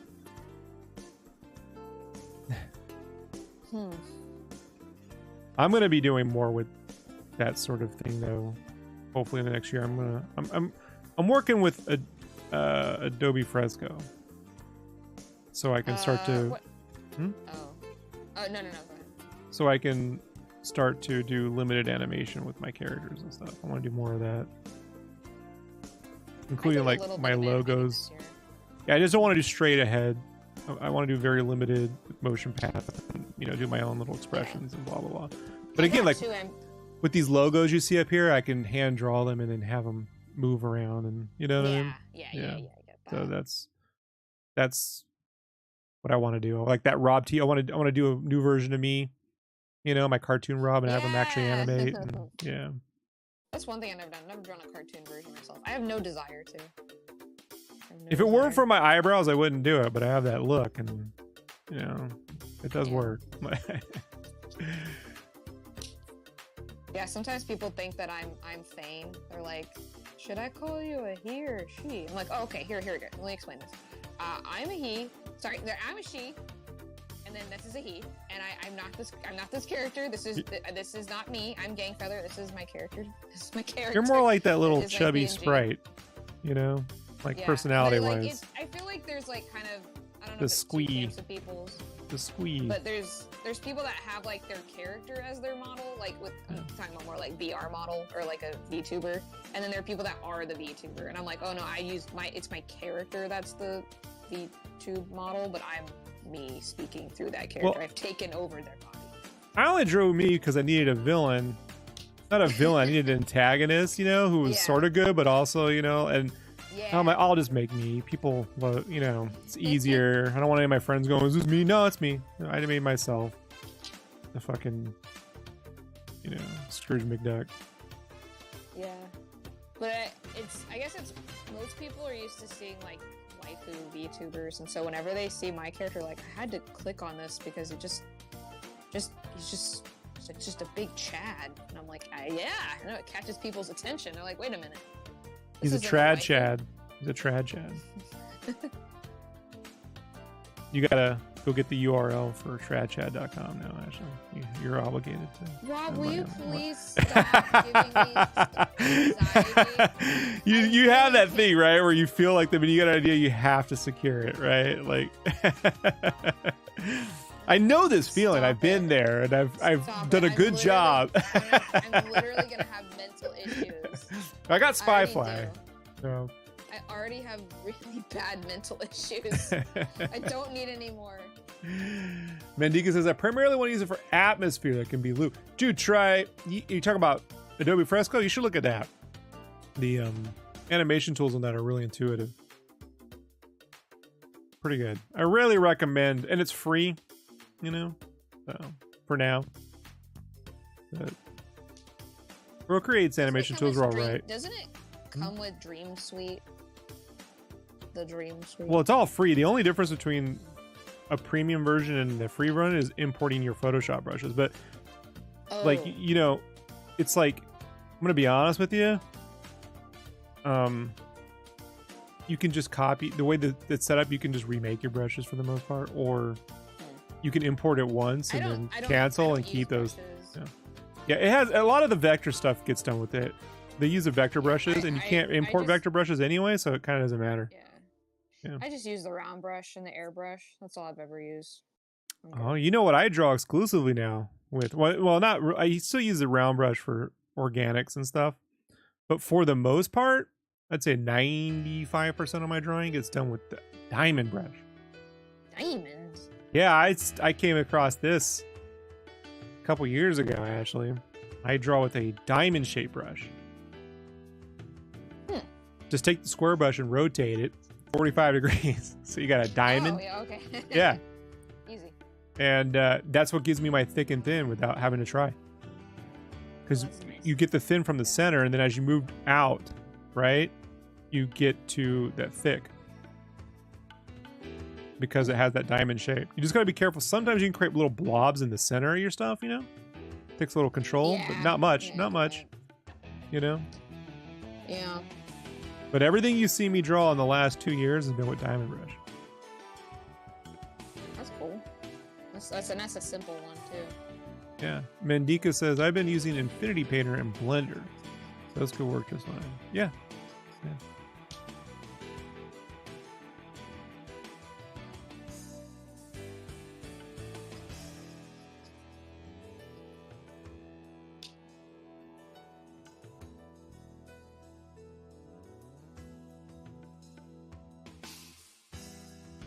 Where we at? We're 48. All right. I'm gonna finish this building up and get going. I gotta do an early dinner tonight because I'm making my wife's favorite, which is it's like the inside of a chicken pot pie, but with ground turkey, and then you put at the top you put biscuits. You bake biscuits on top. Yeah, yeah. That sounds great. Oh, actually, it's so good. Like it's, you know, you gotta. I want to do a 4-mile walk in the morning. You know what I mean? Yeah, I know. I get it. I was out walking yesterday. I go on my walk in the morning, and you know it's super dark now, so like I had to buy lights so people don't think I'm a stalker. Yeah. And I like how you're like, people don't think I'm a stalker, whereas I'd be like, I'd be looking out for stalkers. That's what, and I don't want women to think I'm, you know what I mean? And they're out there. I know I'm walking, and this gotta be maybe a 5'4" woman comes just running by me. I mean, just, you know what I mean? Like, she may have thought, like, she had to zip it up, you know what I mean, as I'm. Yeah. So, like, I bought, like, double lights now, so I'm like, everyone knows, you know, I'm not. But they don't really light the park is the park lights are on, but there's no lights around the track, you know? It's like we have this park, and surrounding the park are people's homes, wealthy people's homes, by the way. These are wealthy homes, $1 million plus homes, and I don't live in $1 million plus home. I just found the person whose dad built this area, built this home for his daughter, and this is a normal home in $1 million plus home neighborhood. And I just managed to get it because her family outgrew this house. Good. Good location. Yeah, it was, and it's hidden in the back too. It's, you know, but So this park's surrounded by all these wealthy backyards, so there's no lights because it would light up their. You see what I mean? Yeah. So you just get their porch light. So people are out there doing their stuff by 6 a.m. You know, but there's no lights around the track other than moonlight for an hour until the sun comes up. Yeah, I don't work out in the dark. It's nice because it's cool, but it's like, I don't know, it's just If I was in San too Diego, I weird. wouldn't. But where I'm at, I'm fine. Where I'm at, I probably wouldn't. I'd have to like go somewhere far away. Like, but I don't want to do that. This takes more time. Right. So, just be like, I value my time, and I don't want it to be spent in a car, 30 to 50 minutes a day, But that's what I was doing. I was going to the gym, and I was like, I just really don't want to do this anymore. It's like, I work out from home now, and I just bought my own gym equipment for home, which is actually cheaper in the long run. And I have more time. I have more time to sleep. Yeah, I'm not going to a gym, but we have this park, so Yeah. And I'm 6'2", 220 pounds. Yeah. I don't think anyone's fucking with me, like. Right, yeah, a little bit different. I'm always like, I hope I don't get punched today. And I don't walk like a. You see me walk. I don't walk like a. You know what I mean? Like a nerd. Yeah. It's slow. Yeah, you walk slow. It's years of security. Yeah. I'm a confident walker. Put it that way. Yeah, I walk really fast, like too fast for like my short legs, so it's probably weird looking. Like I'm always in a hurry. So. Yeah, this girl just came zipping by like. Doom. Like running? Yeah. Or like drive? Okay. No, she was running.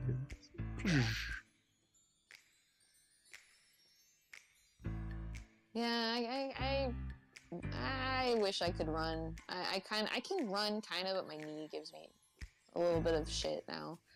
I ran too much. I had so much fun that my knee's like, hey, guess what?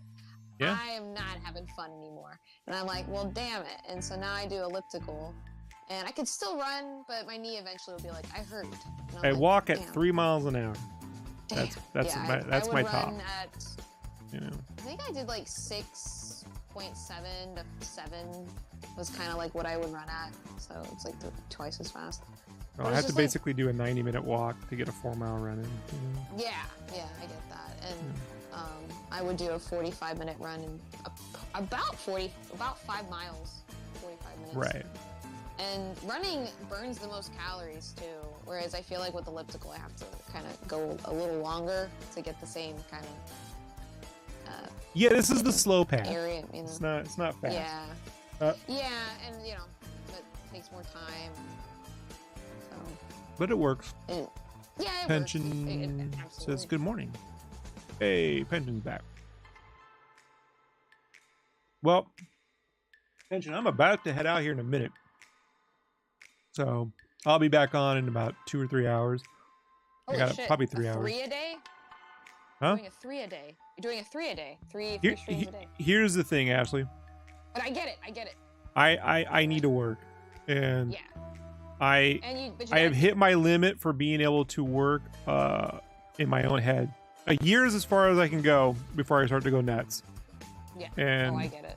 And I've been going nuts. I just haven't been telling anybody, Like, I need to be able to talk and shoot even if I'm just sitting here, like, I get it, yeah.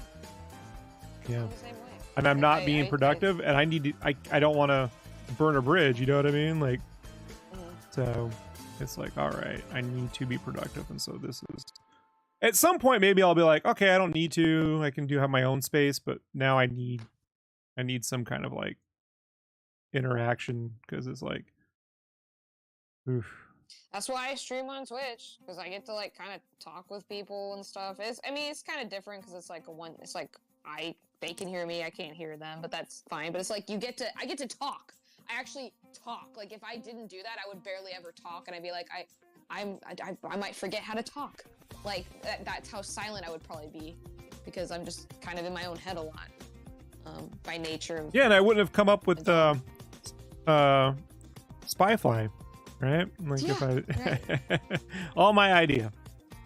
Yep. Watch. I turn that into $1 billion property and I get sued by Ashley. No, I no. And then Mandikas wheels this footage into court. I have the tapes. You're like, oh no. You know. We're gonna listen to Ashley talk about I Am Weasel under oath. That'll be fun. Yeah. Looking forward to that.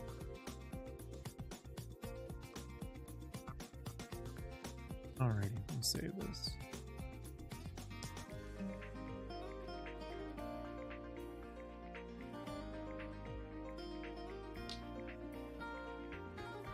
Yeah, I'm just drawing a layout where it's a bunch of destroyed buildings. So it's like, you know, making that work. I love buildings. It's just fucking hard to draw. Like, that is one thing I do struggle with, is just like, it's not necessarily in like jungles and shit like that. I can draw that shit because you know why? Because it's all organic shapes. But once you get to the geometrical shit, right? And I'm like, I don't know. You got a blob and draw, Ashley. I'm telling you. Yeah, and I mean that's kind of what I do now. Like you cannot get focused. Like I did it the other day. I drew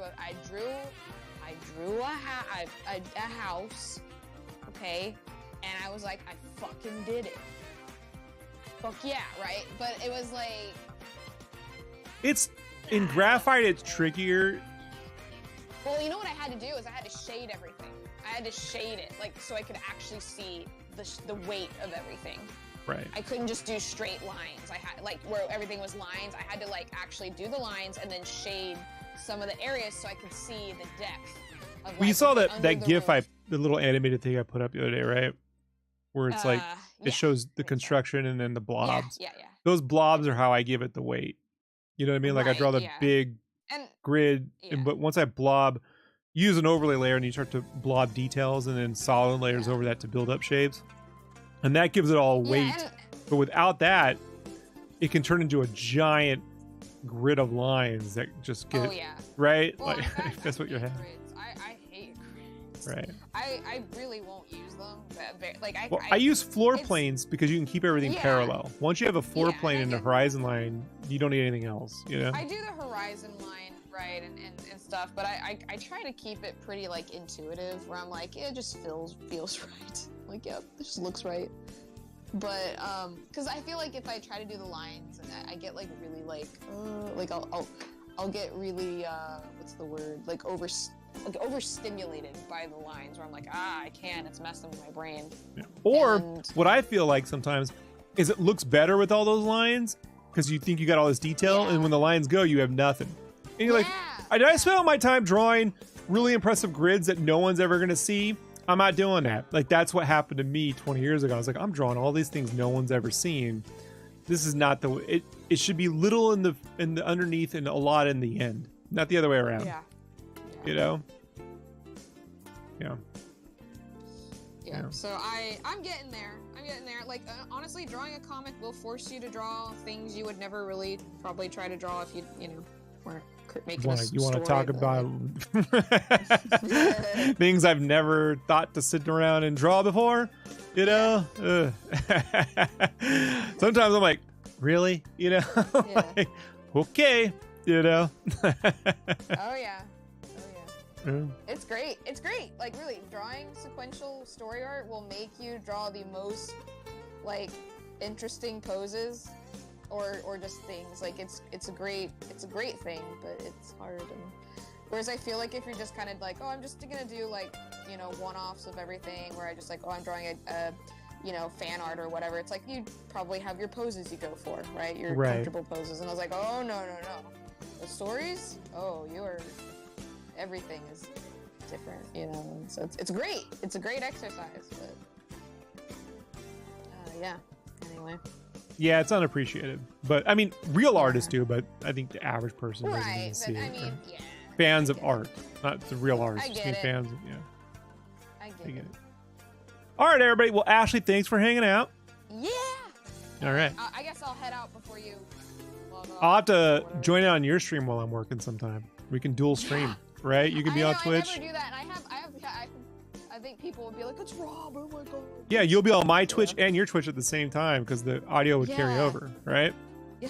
We should try that, Ashley. We should try that sometime soon, right? Oh yeah, I think yes, a lot of streamers do that actually. Oh, we should definitely do that. Yeah. You do late though. I'm not up as late. Yeah, I know. That's the problem. So Maybe one day. I mean, I do work from 8 to 10, but you don't start till like 10. I don't start till like 2 a.m. Oh shit. I'm just weird. I'm like, I start at the witching hour. I'm like, What time do you stop usually? What time do you normally 7 like? 7 a.m. 7 a.m. See, I'm up at 5. That might be fun to do if I just get up. Yeah, like it's You know what like I mean? almost bedtime for me. Like it's like I like sleep in the evenings. Yeah. But I I mean, don't sleep a lot either. what I'll do, how about this? When it's time for me to like ink some of these pages traditionally for my own, sales records and stuff, I'll stay up one night. You know what I mean? We'll do a dual stream. Yeah. That'll be fun to do. Yeah. All right. Hey, Pension, appreciate that. Thank you. You can see the final. It's up on. I did this a few years ago, the Sonic. So if you want to see the final version of this, it's already up, and I'll have prints and stuff up again soon in my store. I just had to take everything down because I have to rebuild the store. I don't think it's intuitive, so that'll be up by summer. So super appreciate it. And then everyone, thanks for hanging out. I'm gonna be back on in about 3 hours for a couple hours, and then I'll be on all day tomorrow. So. All right, I'll be asleep. Yep, Ash is gonna be asleep. All right, goodbye, everybody. Peace.